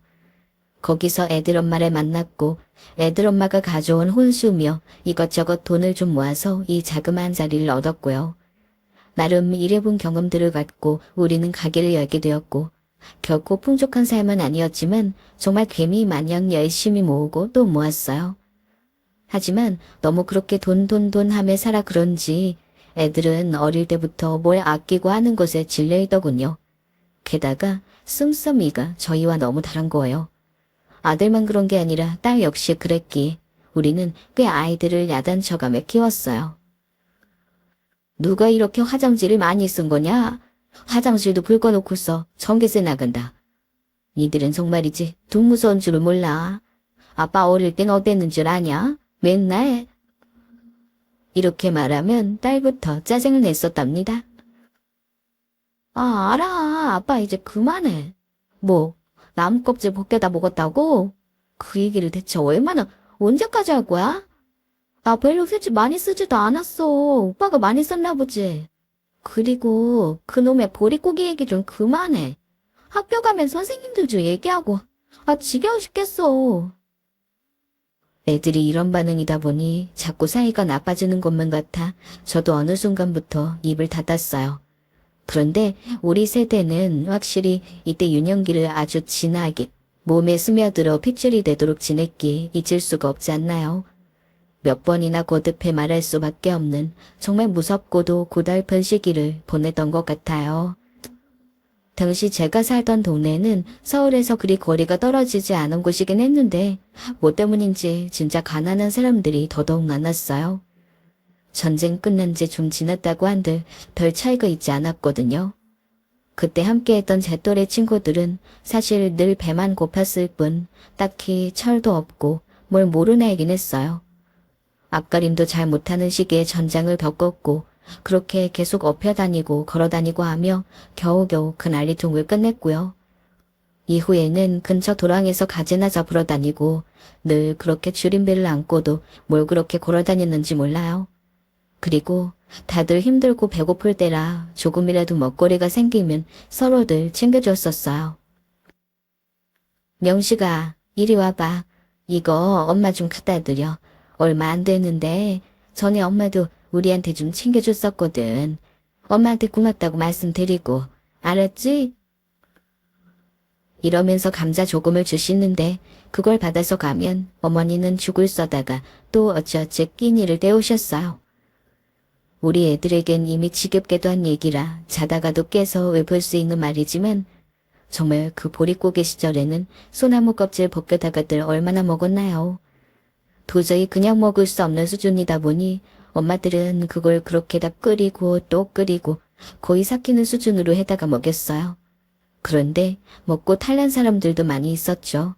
저도 그랬고 당시 같이 잘 다녔던 단짝인 영환이도 말이에요. 야, 명식아, 나 이러다 죽겠어. 배만 뻥뻥해지고.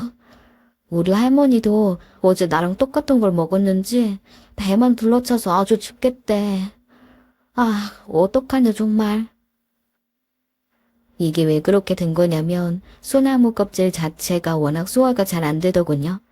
그렇다고 그대로 나오는 것도 아니고 어디 붙어 있는 건지 배가 죽을 듯이 고파 뭘 입에 넣긴 했지만 그게 밖으로 배출도 잘 안 됐어요.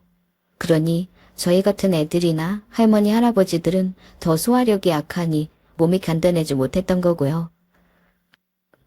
먹고 소화도 잘 안 됐지만 그렇다고 또 안 먹을 수도 없었어요. 거의 늘 보리 죽이며 뭔 놈의 이파리들을 그렇게 따다 먹었는지 어떤 놈은 소나무 껍질 벗겨가며 그 진액이라도 먹어보겠다고 매달렸지만 뭐가 있었어야죠. 저와 영환이는 그때 거리를 누비며 정말 운 좋은 날 빼짝 마른 개구리를 잡아먹었던 날도 있었어요. 지금 애들은 이런 걸 상상도 못하겠지만 말이죠. 그러다 같은 동네에서 학교도 다녔는데 갈수록 형편도 나빠지고 왜 학교를 다녀야 할지 모르겠더군요. 공부도 싫고 가서 다들 넉넉지 않은 살림에 선생님부터 해서 모두 배를 곪고 있는 모습이 참 힘들었어요. 그럴 때마다 저와 영환이는 또 뒷길로 빠져서 어디 굴러다니고 놀면서 개구리를 찾으러 다녔어요. 야, 명식아, 니랑 나랑 다 찾아서 잡아먹었나 보다. 아닌가? 보니까 저쪽 동네 애들도 전에 잡았다고 하던데. 아, 하여간 먹고 죽을 애도 없네. 개구리가 우리 무서워서 다 다 도망갔나 보다. 그냥 농담처럼 하는 말이 아니라 우리 둘은 진짜 혈안이 되어 있었거든요. 저도 가난한 건 마찬가지였지만 영환이 이 녀석은 일본에서 온 녀석이었는데 더 힘들게 배를 굶고 있었어요. 이렇게 내려온 사람들이 꽤 있더군요. 영환이네는 할머니와 부모님이 같이 한국으로 어렵사리 넘어오셨는데 나중에 다시 아버지는 일본으로 돌아가셨나 봐요. 할아버지와 아버지는 아직도 일본에 있어. 같이 왔어야 했는데 아무래도 거기서 돈을 더 벌어야 할 것 같대. 난 이제 아버지 얼굴도 잘 기억 안 나. 할아버지는 더 모르겠고. 우리 엄마는 아버지도 없을 때 혼자 동생을 낳아서 너무 고생했어. 그래서 저렇게 아픈 거야. 영환이네 어머니는 제가 기억할 때 늘 그 작고 좁은 방에 누워 있으시던 생각만 나요. 누렇고 얇은 유 하나를 덮고 언제나 파리하고 힘없는 얼굴로 눈만 가끔 맞추셨거든요. 집 사정이 다 거기서 거기다 보니 가끔 놀러 가기도 했지만 정말 지독할 정도로 먹거리도 없고 놀거리도 없었어요. 그나마 우리 어머니가 영환이네를 좀 불쌍히 여기셨는지 죽이라도 조금 써서 내어드릴 때도 있었답니다. 이거 영환이 갖다 줘. 거기 엄마 얼굴이 맨날 오늘 내일 하는 것 같던데. 영환이 불쌍해서 어쩌냐. 에휴. 그렇게 조금이라도 덜어 갖다 드리곤 했는데 당시 어렸던 제가 봐도 영환이 할머니는 참 표독스러운 사람 같았어요. 아마 시어머니였을 텐데 우리 엄마가 당신 며느리 주라고 준 건데도 문 앞에서 받자마자 홀짝 다 마셔버리더군요. 이리 쳐라. 내가 갖다 줄 테니까. 이러면서 대문을 돌자마자 들이마시는 소리가 나더군요. 저도 당시 놀라서 뭐 하는 거냐고 소리를 질렀는데 그 소리를 듣고 영원이가 나왔지 뭐예요.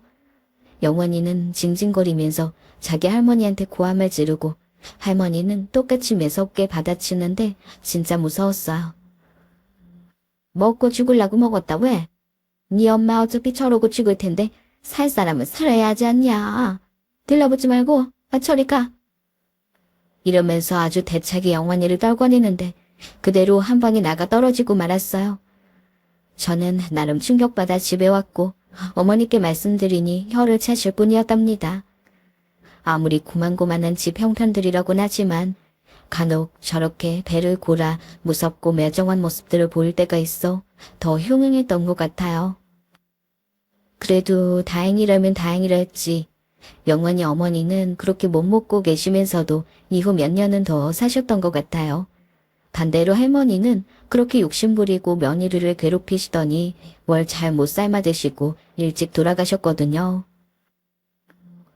저희가 점점 커가고 이후로 20살 남짓 되었을 때는 그나마 배고픔은 그전만 하지 않았다 쳐도 여전히 먹고 살긴 힘들긴 했어요. 영환이는 한 번쯤은 자기 아버지가 있는 곳에 가보고 싶다고 하더군요. 전에 할머니가 얘기해 주셨던 건데 할아버지는 일본에서 엄청 고생했대. 그래서 아버지도 가서 똑같이 일본 사람들한테 얻어맞고 있을지도 모른다고 했어. 그런데 저는 이때 잘 이해가 안 되더군요. 그래서 다시 물어봤어요. 그렇게 힘든데 너네 아버지는 왜 일본에 다시 가신 거야? 집에 안 오신 지도 엄청 오래되시지 않았어? 그러자 영환이는 참 답이 없다는 듯 괴로운 얼굴로 말했어요. 아휴, 그나마 그래야 먹고 살 돈이 나오니까. 거기서 한국인이랍시고 차별을 당할지언정 여기서 이러고 사는 것보단 나으니까 간 것 같아. 그런데 우리는 벌써 아버지 못 본 지 너무 오래됐고. 이런 얘기가 우리 사이에서 나올 수밖에 없었던 건 제법 장성했다 싶은 우리에겐 꽤 중요한 갈림길이 있었거든요. 학교도 중간에 다니다 그만두고 여기저기 어른들 따라다니면서 돈들거리 주워오기도 하고 도시도 어찌어찌 따라나가기도 하고 그래봤자 집에 딱히 도움되지도 못했어요. 그렇게 시간만 허송세월하고 있는데 당시 나라에서는 베트남 파병이 이루어지고 있었거든요. 월남전 참전을 두고 한참 고민하고 있었는데 저는 제가 장남이기도 하지만 집안 형편을 생각해서라도 나가는 게 맞다고 생각했어요. 그런데 영환이는 생각이 다르더군요. 나는 아버지 만나야 해. 그래서 못 가겠어. 굶어 죽더라도 한국에 있을 거야. 월남 가서 죽으면 어떡하냐. 너도 그냥 가지 마. 둘이서 어떻게든 해보자. 살려면 또 방법이 있지 않겠어? 이렇게 딱히 속 시원치 않은 이유를 대가며 끝까지 가지 말라고 했어요. 어릴 적부터 웬만한 것은 거의 뜻을 맞춰가며 살아왔던 우리가 파병 문제로 뜻이 갈리면서 각자의 길을 가게 되었답니다. 하무시 저도 무척 비장한 마음을 갖고 있었고 어머니는 보통 반대하신 게 아니에요. 초창기 때 나간 것도 아니고 한참 뒤쯤에 나가게 된 거라 여기저기 비보도 만만치 않게 들려왔거든요. 명씨가 안 가도 된다. 남들 죽으러 간다고 너도 죽으러 갈 거냐? 안 된다. 너 엄마 죽는 거 보고 싶어? 이처럼 내내 눈물 지으며 반대하시는 어머니를 동생들에게 맡겨두고 저는 눈을 질끈 감고 월남을 다녀왔어요. 낯선 나라에서 낯선 말들을 들으며 생전 처음 경험해보는 곳들을 돌아다니면서 심장이 꿀렁거리고 눈물을 줄줄 흘렸던 때의 기억은 정말 참혹했어요. 당장 제 귀 옆으로 총알이 날아다녔고 그때 봤던 참상은 저에게 어마어마한 기억이 되어서 이후로도 무척 힘든 시간들을 보냈거든요. 가끔 월남전 참전한 사람들에 대한 프로그램이 있어서 보면 그걸 볼 때마다 그렇게 가슴 아리고 심장이 쿵쿵 뛰곤 해요. 물어보면 언제건 어제 일처럼 전 얘기할 수 있어요. 그리고 기왕 돌아왔고 그 후로 시간이 아주 많이 흘렀다고 하지만 한편으로는 어머니나 영원히의 만류처럼 안 가는 게 좋지 않았을까 이런 생각을 해보게 되더군요. 다녀와서 요즘 말로는 그 후유증이랄까 그런 것들이 무척 많았거든요. 내 나라에서 일어나는 전쟁을 직접 겪긴 했지만 그때는 기억이 흑금으로 늘 동네 어른들로부터 듣기만 했어요.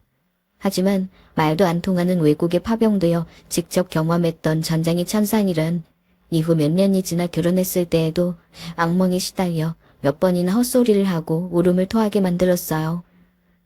제가 참전가했던 시간이 그렇게 긴 건 아니었지만 돌아오니 제 환경은 무척 많이 변해 있었어요.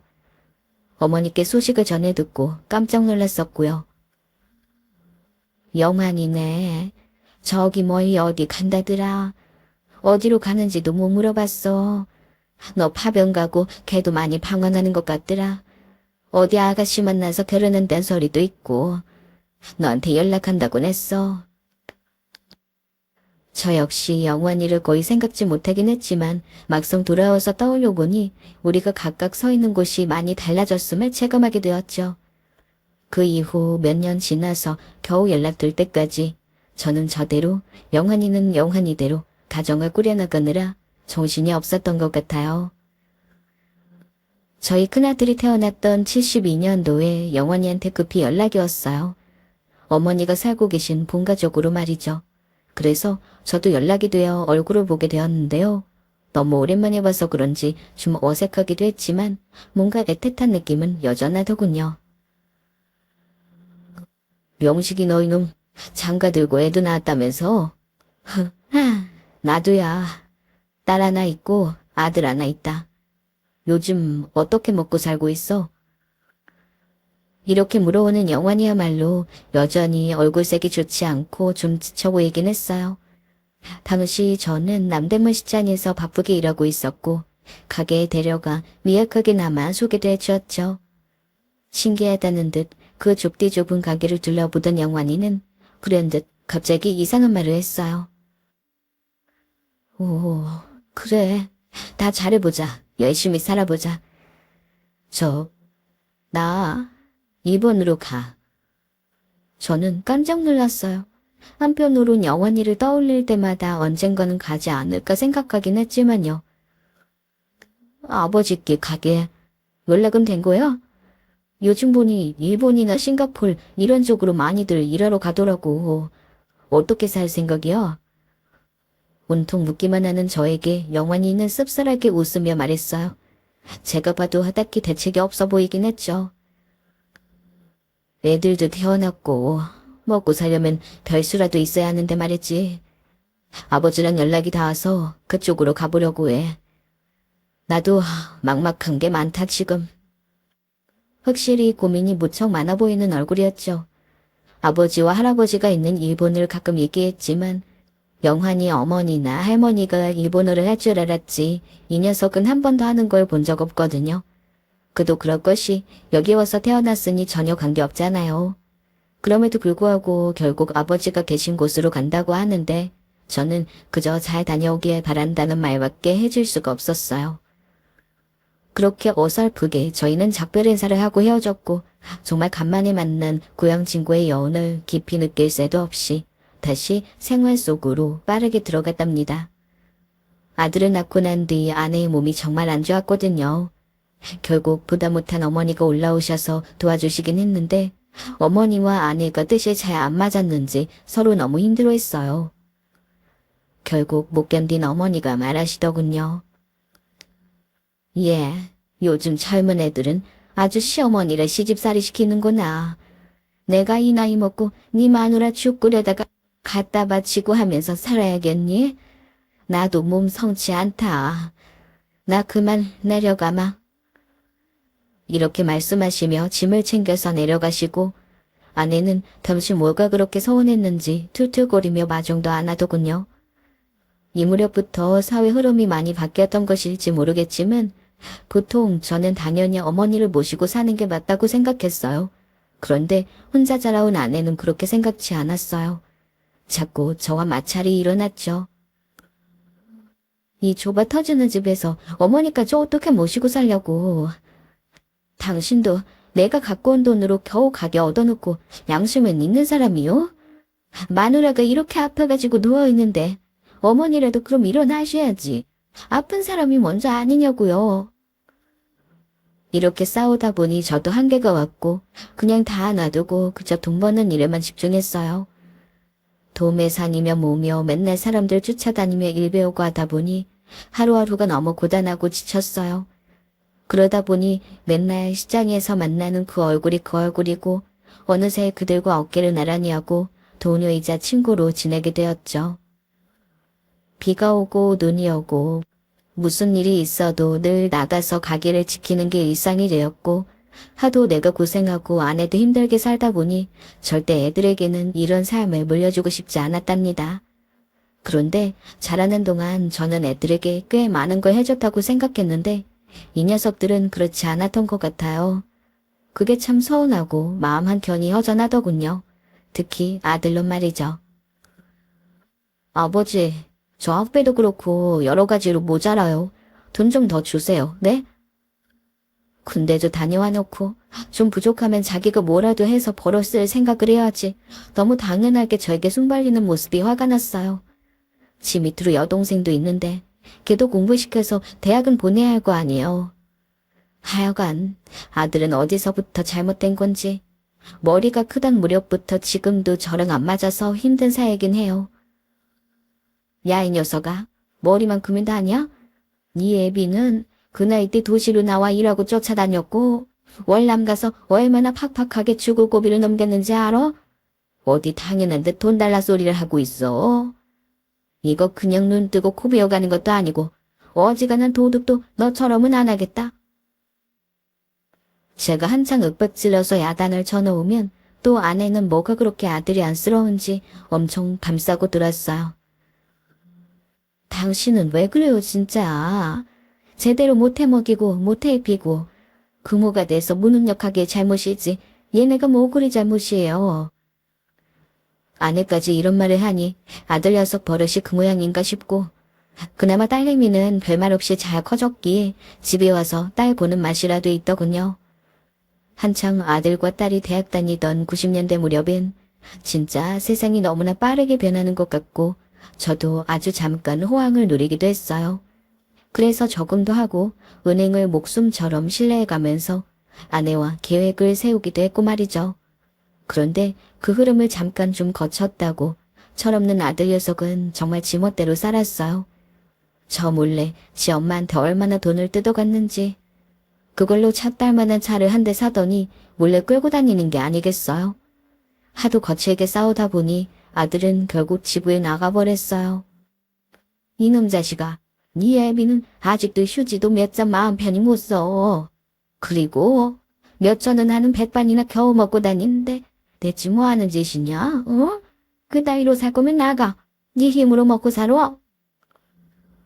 있는 대로 욕을 다 얻어먹고 말 같지도 않게 똥폼만 잔뜩 뿌린 채 옆에 빈 여자애를 태운 채로 망신을 당한 아들은 그 길로 사라졌어요. 아내가 뭐라고 말을 해도 저는 듣지 않았고 하나부터 열까지 뭐가 이렇게 마음대로 안 되는지 답답하더군요. 하지만 시간이 지나 약해 빠진 아들 녀석은 다시 돌아왔고 그래도 제 아비 돈이 아쉬웠는지 무릎 꿇고 빌더군요. 결국 그리 살다가 나중에 장가갈 때쯤 제때 되어 나갔고요. 딸아이도 2000년에 시집을 가고 우리 집에는 저와 아내만 남게 되었어요. 그렇게 떠들썩하고 분주하게 살았으면서도 막상 애들이 집에 없으니 허전하기도 하고 애들과 많이 시간을 못 보냈음이 뒤늦게 후회스럽더군요. 너무 많은 걸 아내에게 일임했던 게 아닌지 대체 내 삶이란 게 뭔지 통탄스러웠어요. 그 무렵 시장에서 같이 일했던 옆 가게 친구한테 이런 얘기를 했더니 참 서글픈 말을 하는 거예요. 우리 세대가 사실 뭐가 있냐. 전쟁이며 온갖 변하는 흐름 속에 같이 굴러오면서 몸만 내던지며 살아왔지. 자식들이 뭘 그런 걸 알아주겠어. 모르는 게 당연한 거야. 그 말이 맞다 싶으면서도 뭘 어떻게 하면 좋을지 잘 알 수 없었어요. 그렇게 해를 계속해서 넘기고 손주들도 태어나고 한편으론 참 고마웠던 게 딸내미가 그렇게 저를 잘 챙겼어요. 아빠, 엄마, 이제 좀 편하게 사셨으면 좋겠어. 맨날 좁은 가게에서 일하는 아빠 보면 너무 속상해. 엄마도 너무 아빠 타박만 하지 말고 좀 잘해줘. 이제 둘밖에 안 살잖아. 나랑 오빠가 애들 데리고 자주 올 테니까 같이 여행도 다니고 그래요. 딸아이는 손자 손녀를 한 명씩 낳아서 종종 친정에 들렀는데 저는 참 희한한 감정이 들었어요. 애들이 언제 이렇게 커서 자식들을 낳아가지고 왔는지 실감이 안 났죠. 그쯤 우리 어머니 댁도 손주들을 다 데리고 들렀는데 그때 어머니의 몸이 많이 안 좋으셨어요. 명식이 왔구나. 아이고, 나도 몸이 힘들었어. 하여간 밥 잘 챙겨 먹고 있지? 어느덧 80이 다 되셔서 그렇게 누워만 계신 어머니를 보니 여러 가지 감정이 오갔어요. 당시 저는 50대 후반이었고 제가 딱 중간에 껴있는 것 같았죠. 위로는 어머니가 있고 아래로는 자식들이며 손주들까지 있다 보니 삶이 참 무겁게 느껴졌어요. 다무씨 어머니랑 이야기도 별로 못 나누고 친미도 앓고 계시던 데라 참 마음이 아팠는데요. 글쎄, 저도 잊고 있던 얘기를 어머니가 하시지 뭐예요. 네 친구, 이영환이 생각이 난다. 그 엄마 말이야. 참 얼굴이 안 좋았었는데 영환이도 꼭 닮았잖아. 새삼 큰아들 친구 얘기를 하시는데 아닌 게 아니라 저는 아주 조금 기뻤던 것 같아요. 오래도록 치매를 미약하게 앓으시면서 잘 까먹는 어머니가 그 옛날 얘기를 아주 잠깐 꺼내셨으니까요. 그래서 저도 이때 친구 생각을 엉겁결에 했던 것 같아요. 일본 가서 산다는데 그게 벌써 꽤 됐어요. 민철이 태어났을 무렵에 영환이가 인사를 왔는데 벌써 민철이가 지금 몇 살이에요, 어머니? 30이 훌쩍 넘었잖아요. 저도 보고는 싶네요. 정말 시간이 순식간에 흘렀구나 싶었어요. 그런 대화를 간만에 나눈 뒤 1년쯤 지났을까요? 어머니는 돌아가셨어요. 어머니는 늘 배를 골아가며 자식들에게 먼저 먹거리를 넣어주셨고 자식들 장성에서 시집장가 보내놓고도 패 끼치기 싫다며 한 집에 같이 안 사셨던 분이에요. 외가 근처에서 사시면서도 연락도 잘 안 하시고 그래도 가면 늘 팔 벌려 반겨주셨는데요. 그런 어머니를 보내니 수한 만큼 오래 사시고 가셨단 생각이 들면서도 서글펐어요. 나이가 환갑이 다 되어가는데 어머니 돌아가셨다고 마음껏 울 수도 없고 많은 것들에 대해 답답한 마음이 들었죠. 그러고 한참 지나 제게 기억에 남는 경험이 하나 있었는데요. 생전 처음으로 해외여행이라는 걸 가보게 된 거예요. 제가 해외를 아예 안 가본 건 아니고 베트남 정도이긴 했지만요. 처음에 딸아이가 베트남 다낭에 여행 가자고 했는데 저는 썩 내키지 않았어요. 그 마음을 아내가 대신 답해주긴 하더군요. 네 아빠 월남 참전했던 사람이잖아. 그때 충격으로 넌 아이 무렵까지도 아빠가 얼마나 자다가 헛소리하고 엄마를 힘들게 했는지 몰라. 아무리 사정 좋아졌다고 한들 별로 가고 싶지 않을걸. 그런 저에게 딸은 요즘과 어떻게 비교하냐며 관광지로 아주 물이 올랐다고 계속 말하는데 제가 너무 고지식했던 걸까요? 별로 귀에 안 들어왔어요. 상황이 이러니 딸은 결국 포기했고 다른 곳을 지칭하더군요. 바로 일본 말이에요. 아빠, 오빠네도 모처럼 시간 낸 거니까 아들, 딸, 사위, 며느리, 손주랑 다 같이 다녀오기로 해요. 솔직히 동남아보다는 일본이 더 가까워요. 비행기도 오래 안 타도 되니까 우리 같이 가요. 네? 이렇게 말했는데 저에겐 옛 친구 영환이가 거듭 입에 달고 살던 게 일본이라 그렇게 낯설게 느껴지지만은 않았어요. 기왕 딸내미가 저렇게 대가족 해외여행을 고집한다면 나쁘지 않겠다 싶었고요. 그런데 그렇게 갔던 일본 여행에서 저는 또 엄청난 자괴감을 느끼고 왔지 뭐예요. 가족끼리 다 싸고 난리가 났고 나중에 김포공항으로 돌아와 집으로 갈 때가 되어서야 조금 진정들을 했어요.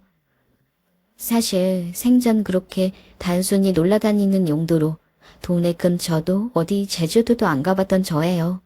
그랬는데 대뜸 나가본 해외라는 건 그저 신기하기만 하고 얼떨떨했어요. 우리 애들은 워낙 돈에 대해 크게 걱정하지 않고 자유롭게 자라 그런지 몰라도 눈에 보이는 것마다 턱턱 돈을 내고 해보려는 모습들이 자꾸 거슬리더군요. 야, 민철아, 그게 무슨 외환낭비냐? 뭔 놈의 선물을 한답시고 그런 것들을 잔뜩 사고 있어. 그런 건 한국 가서 사도 되잖냐. 처음엔 제 말에 아들도 모처럼 여행 와서 그런지 좀 수긍하려 하는 것 같더군요.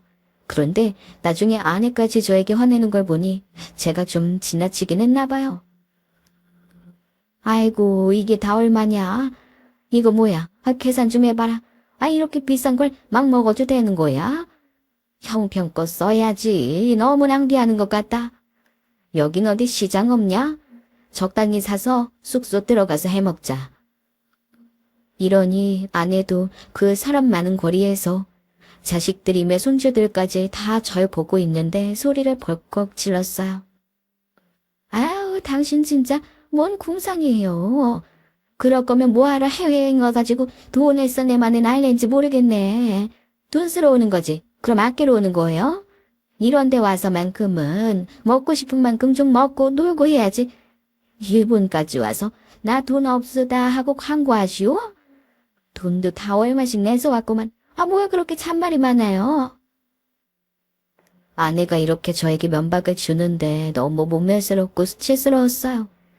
아내 말만 들으면 전 정말 가족들에게 방해가 되고 필요 없는 존재처럼 느껴지더군요. 애들 세대에는 그게 당연한지 몰라도 저는 이런 상황을 그렇게 덜컥 쉽게 받아들이며 같이 어울리기는 힘들었어요. 여행 올 무렵에는 나도 거기엔 아는 사람이 있다. 영환이라는 친구가 있다며 괜히 너스레 떨어보았지만 막상 와서는 조금의 생각도 나지 않았죠. 신문물이며 완전 다른 가치관을 가진 애들과 동행하려니 머릿속이 하얘지더군요. 사실 말이 그렇지 영환이와 제가 연락할 수 있는 곳이 뭐가 있었겠어요. 그냥 그렇게 터벅터벅 돌아왔고 딸은 못내 이런 모습이 마음에 걸렸는지 공항에서 저를 위로해 주더라고요. 아빠, 너무 속상해하지 마세요. 내가 잘못한 것 같아요. 다음엔 우리 제주도 나가요. 말도 안 통하는 해외 가서 아빠 너무 고생했겠어요. 기분 푸세요. 괜찮다고 어색하게 답하긴 했지만 정말 여러모로 복잡한 감정이 들었어요. 그렇게 돌아오고 시간이 한참 지나 매일 귀에서 진물이 나도록 바쁘게 굴러가는 제 일상 속에서도 조금씩 제동이 걸려가기 시작했어요. 2010년대로 넘어오고 또 해가 넘어가다 보니 제 몸도 점점 여기저기 못 견디겠다는 듯 비명을 지르는 것 같더군요. 여기저기 쑤시는 곳들이 생기고 미행하는 전염병이 있어도 금방 걸려서 아파지고 말이죠. 결국 제가 꾸려오던 가게를 계속 혼자 유지하기가 힘들어 정리하려고 했는데 딸아이가 자기에게 넘기라는 거예요. 아빠 평생 그 자리 지켜왔잖아요. 거기 유지하면서 조그맣게 우리 건물도 샀고요. 그거 그냥 정리하고 나오면 너무 속상할 것 같아요. 내가 거기서 뭐라도 해볼 테니까 아빠 팔지 마세요. 내가 돈 내고 들어갈 테니까. 그러면서 자기가 달마다 돈을 내겠다며 자그마하게 아동부 가게 할 테니까 허락해달라고 하더군요. 저도 거절할 곳이 없으니 그렇게 하게 되었고 가끔 딸이 운영하고 있는 가게를 왔다 갔다 들르면서 일상을 보내게 되었어요. 딸은 그래도 야무진 구석이 있어서 인터넷이니 뭐니 홍보를 잘 했는지 제법 단골도 늘어나고 또 거기서 터전을 만들어 가더군요. 저는 아주 조금 보람을 느꼈던 것 같아요. 헌데 시간이 지나 제가 칠순이 되었을 무렵 누가 거짓말이라도 한 게 아닌가 싶은 이상한 일을 겪게 되었어요. 그것도 무려 딸을 통해 전해 듣게 되었는데 전화를 잘못 받은 줄 알았지 뭐예요. 몇 번이나 딸에게 다시 확인하다가 급기야는 목소리가 커져서 흥분을 감추지 못할 정도였어요. 아, 참, 아빠, 맞다니까요. 그 뭐지? 웬 할아버지가 오셨는데 이름이 이영훈이라고 하셨어요. 아빠 아주 옛날 친구. 옛날 거기서 살 때 친구라고 말이에요. 내 또래 어떤 남자분이랑 같이 오셨는데 아드님 같더라고요. 내가 지금 전화번호 보내드릴게요. 기다려보세요. 글쎄, 제 자리를 이어 계속 같은 곳에서 가게를 이어오고 있던 딸애에게 손님이 왔다는 거예요. 바로 아버지인 저를 가리켜 김명식이라는 사람을 모르냐고 물었더군요. 이미 달라진 환경들을 보며 특별히 기대도 하지 못한 채 물었던 모양인데 딸이 우리 아버지라고 말하니까 엄청나게 놀랐다는 거예요. 좌우지간 저는 연락처를 받고 믿을 수가 없어 한참을 들여다보다가 숨을 들이쉬고 하나하나 조심스럽게 번호를 눌러가며 전화를 걸었어요. 그랬더니 아들인가 싶은 청년이 전화를 받더라고요. 안녕하세요. 네, 저 막내 아들입니다. 저희 아버지께서 어르신을 뵙고 싶어 하셔서 제가 모시고 들어왔어요.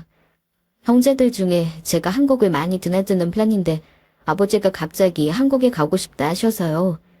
지금 몸이 안 좋으셔서 잠깐 잠드셨는데 혹시 어르신께서는 언제쯤 시간 괜찮으실까요?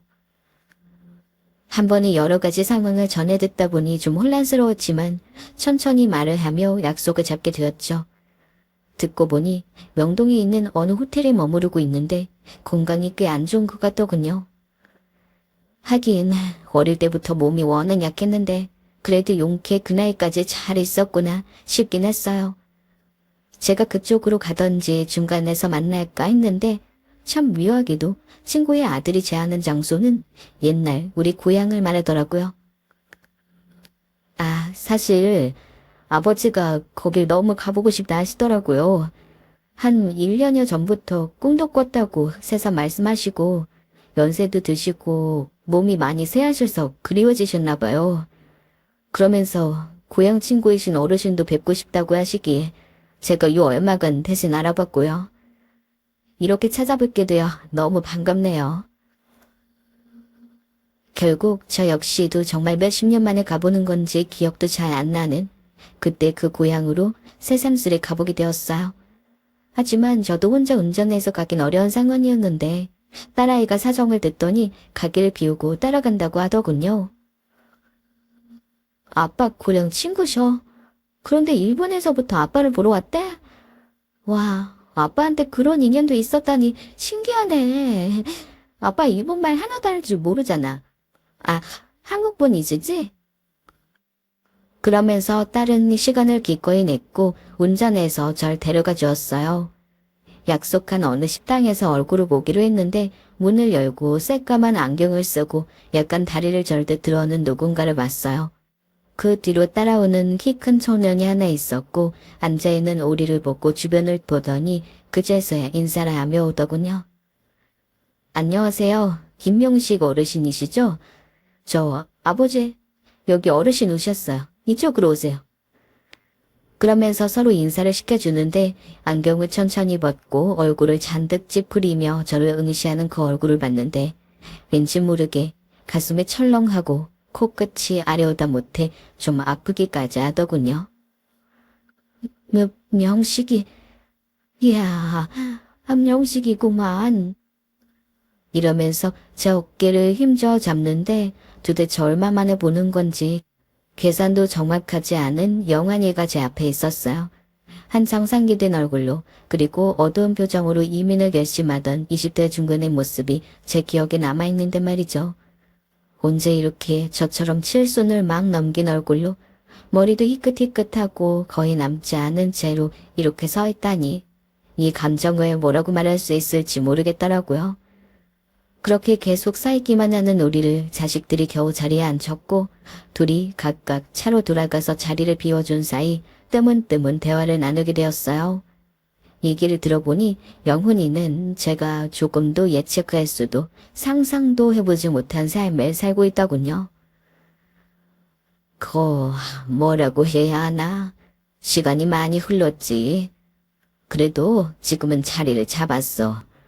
나도 처음 갔을 때 몇 년을, 아니 한 10수년은 피를 봤지. 명식이 네가 월남 가서 힘들 거라고 했었지 아마. 나도 근데 그렇고 쉽지 않았어. 모국을 떠나서 하는 생활은 어딜 가나 낯설고 어렵더라고.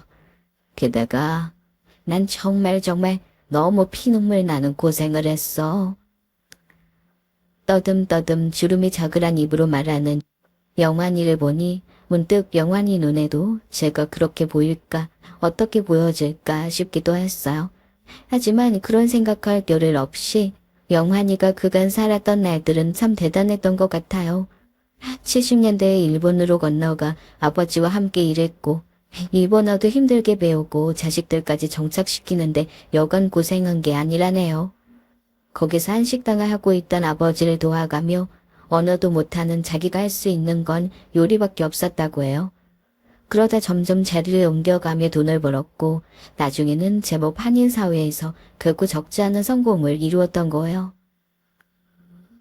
이렇게만 말하고 보면 또 모르겠지만 정말 서럽고 서러운 생활을 했어.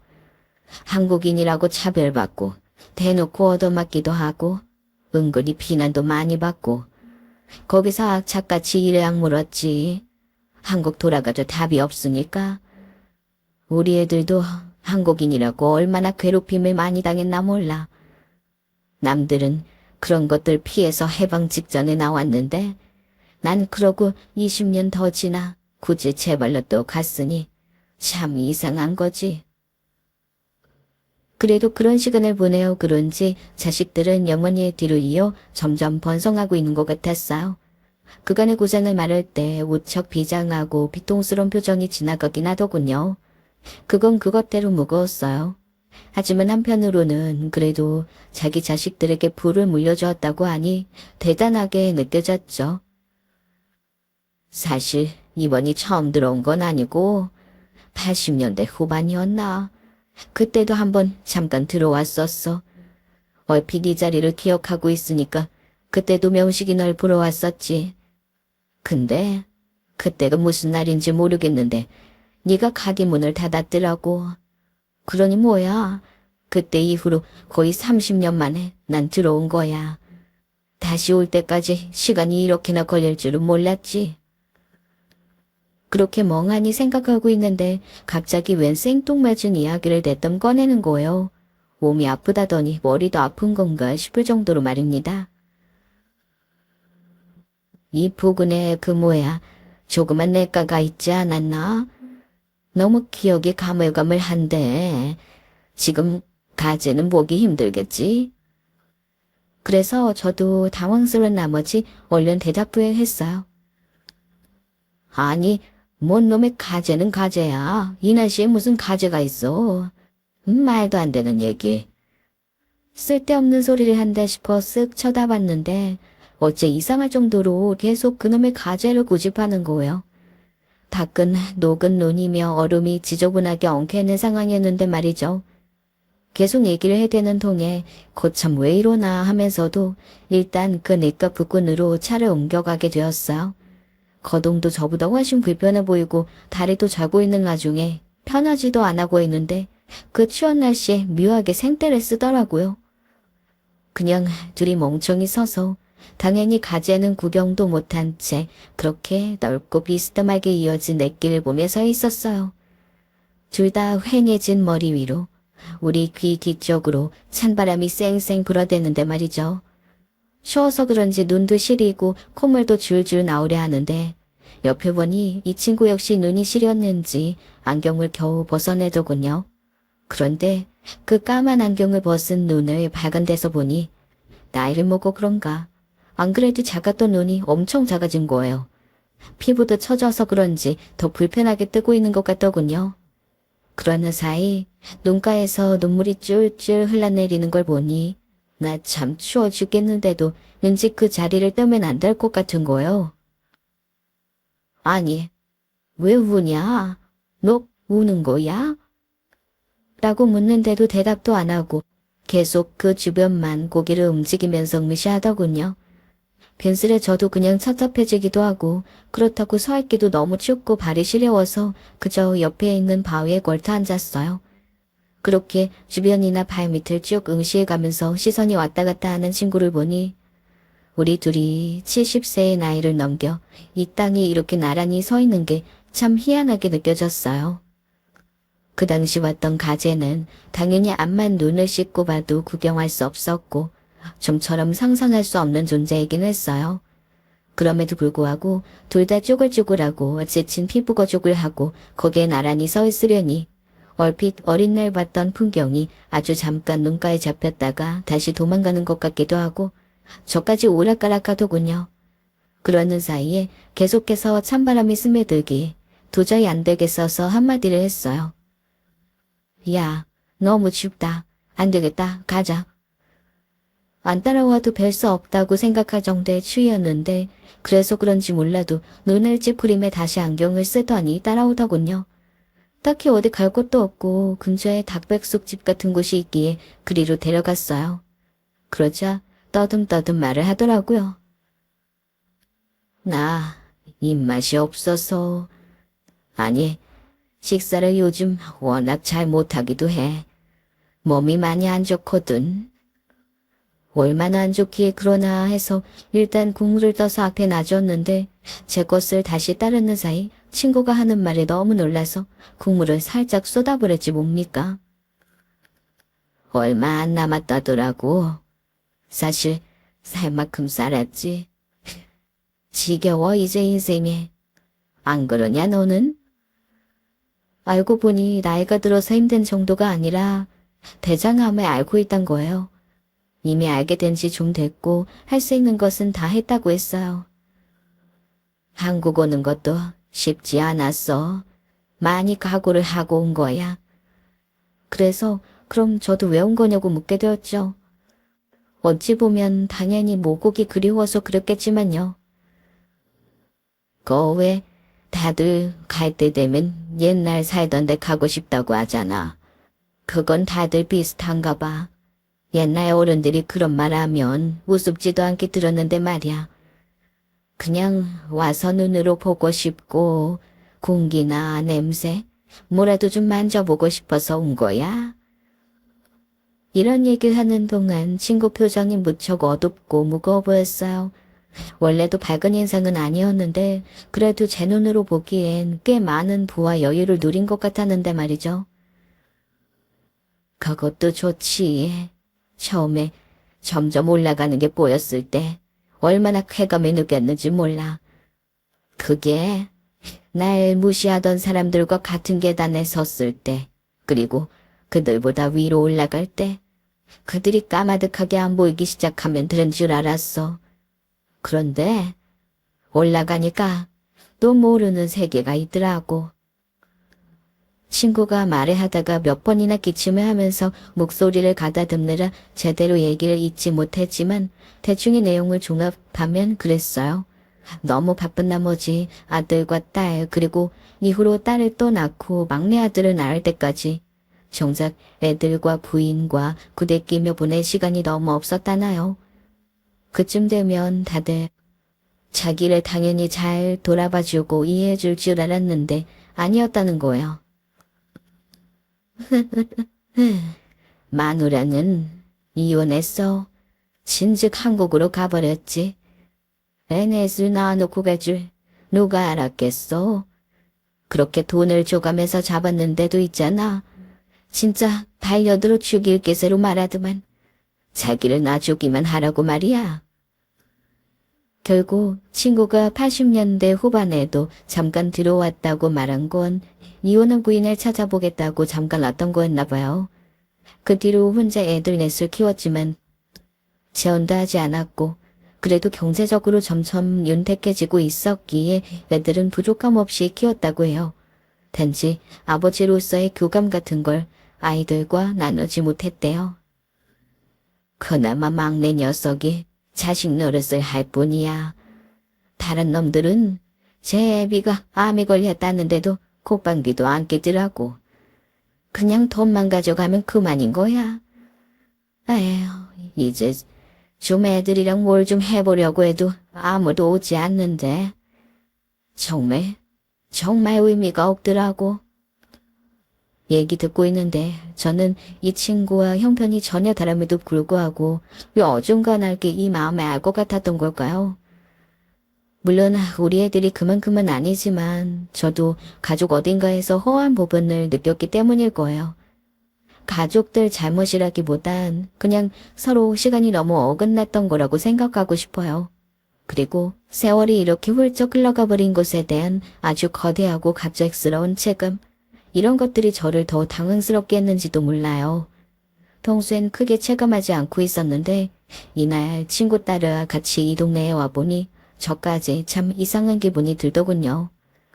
결국 그렇게 어줍지 않는 대화를 하며 말을 몇 번이나 멈췄다가 조금도 나아지는 분위기를 보이지 못한 채 우리의 만남은 끝을 맺게 되었어요. 부축을 받아가며 차에 힘겹게 탄 친구를 보고 아들에게 한번 힘주어 말했어요.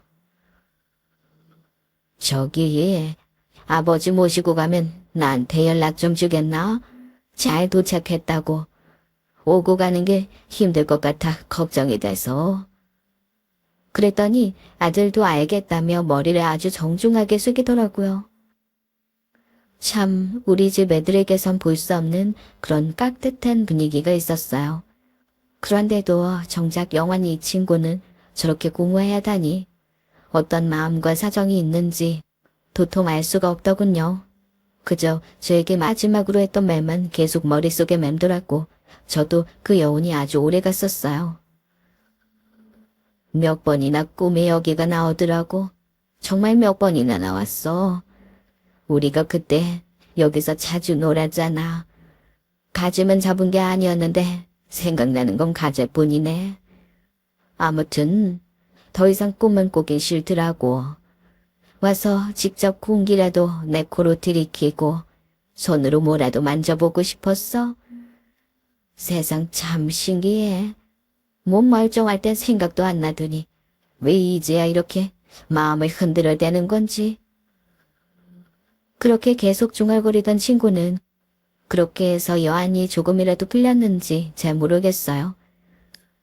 차마 이렇게 와서 보니 좋냐고 물을 수 있는 풍경은 아니었으니까요. 아무튼 그렇게 돌아간 지 한 달 남짓 되었을까요? 잘 도착했다는 연락도 받지 못했는데 대뜸 부고 소식을 받게 되었어요.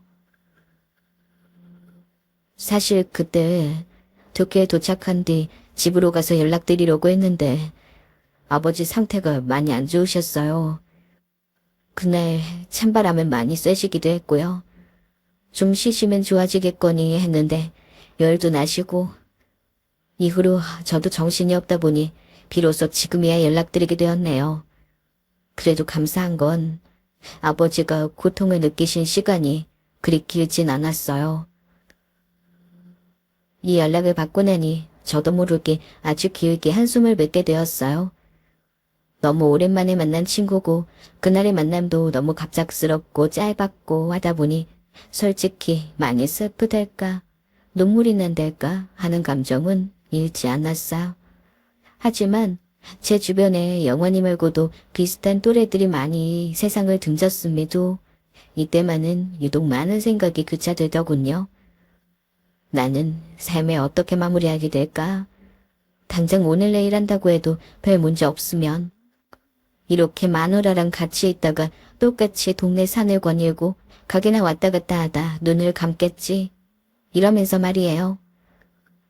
숨을 거둔다는 건 다 똑같은 일이구나 하면서 어딘가 서글프면서도 잠깐 위로도 되었다가 여전히 제 안에 물음표를 품고 있는 채로 하루를 보내고 있습니다. 저와 비슷한 세대들이면 다들 비슷한 마음이지 않을까 싶어요. 그저 매일 충실하고 옆에 있는 것들과 부대끼면서 아주 자연스럽게 눈을 감기를. 딱 한 가지 바라는 게 있다면 그저 내가 눈을 감을 때 가족들의 사사로운 몸짓이라든지 움직임이 내 옆에 감싸고 있기를. 그것만 바라볼 뿐입니다.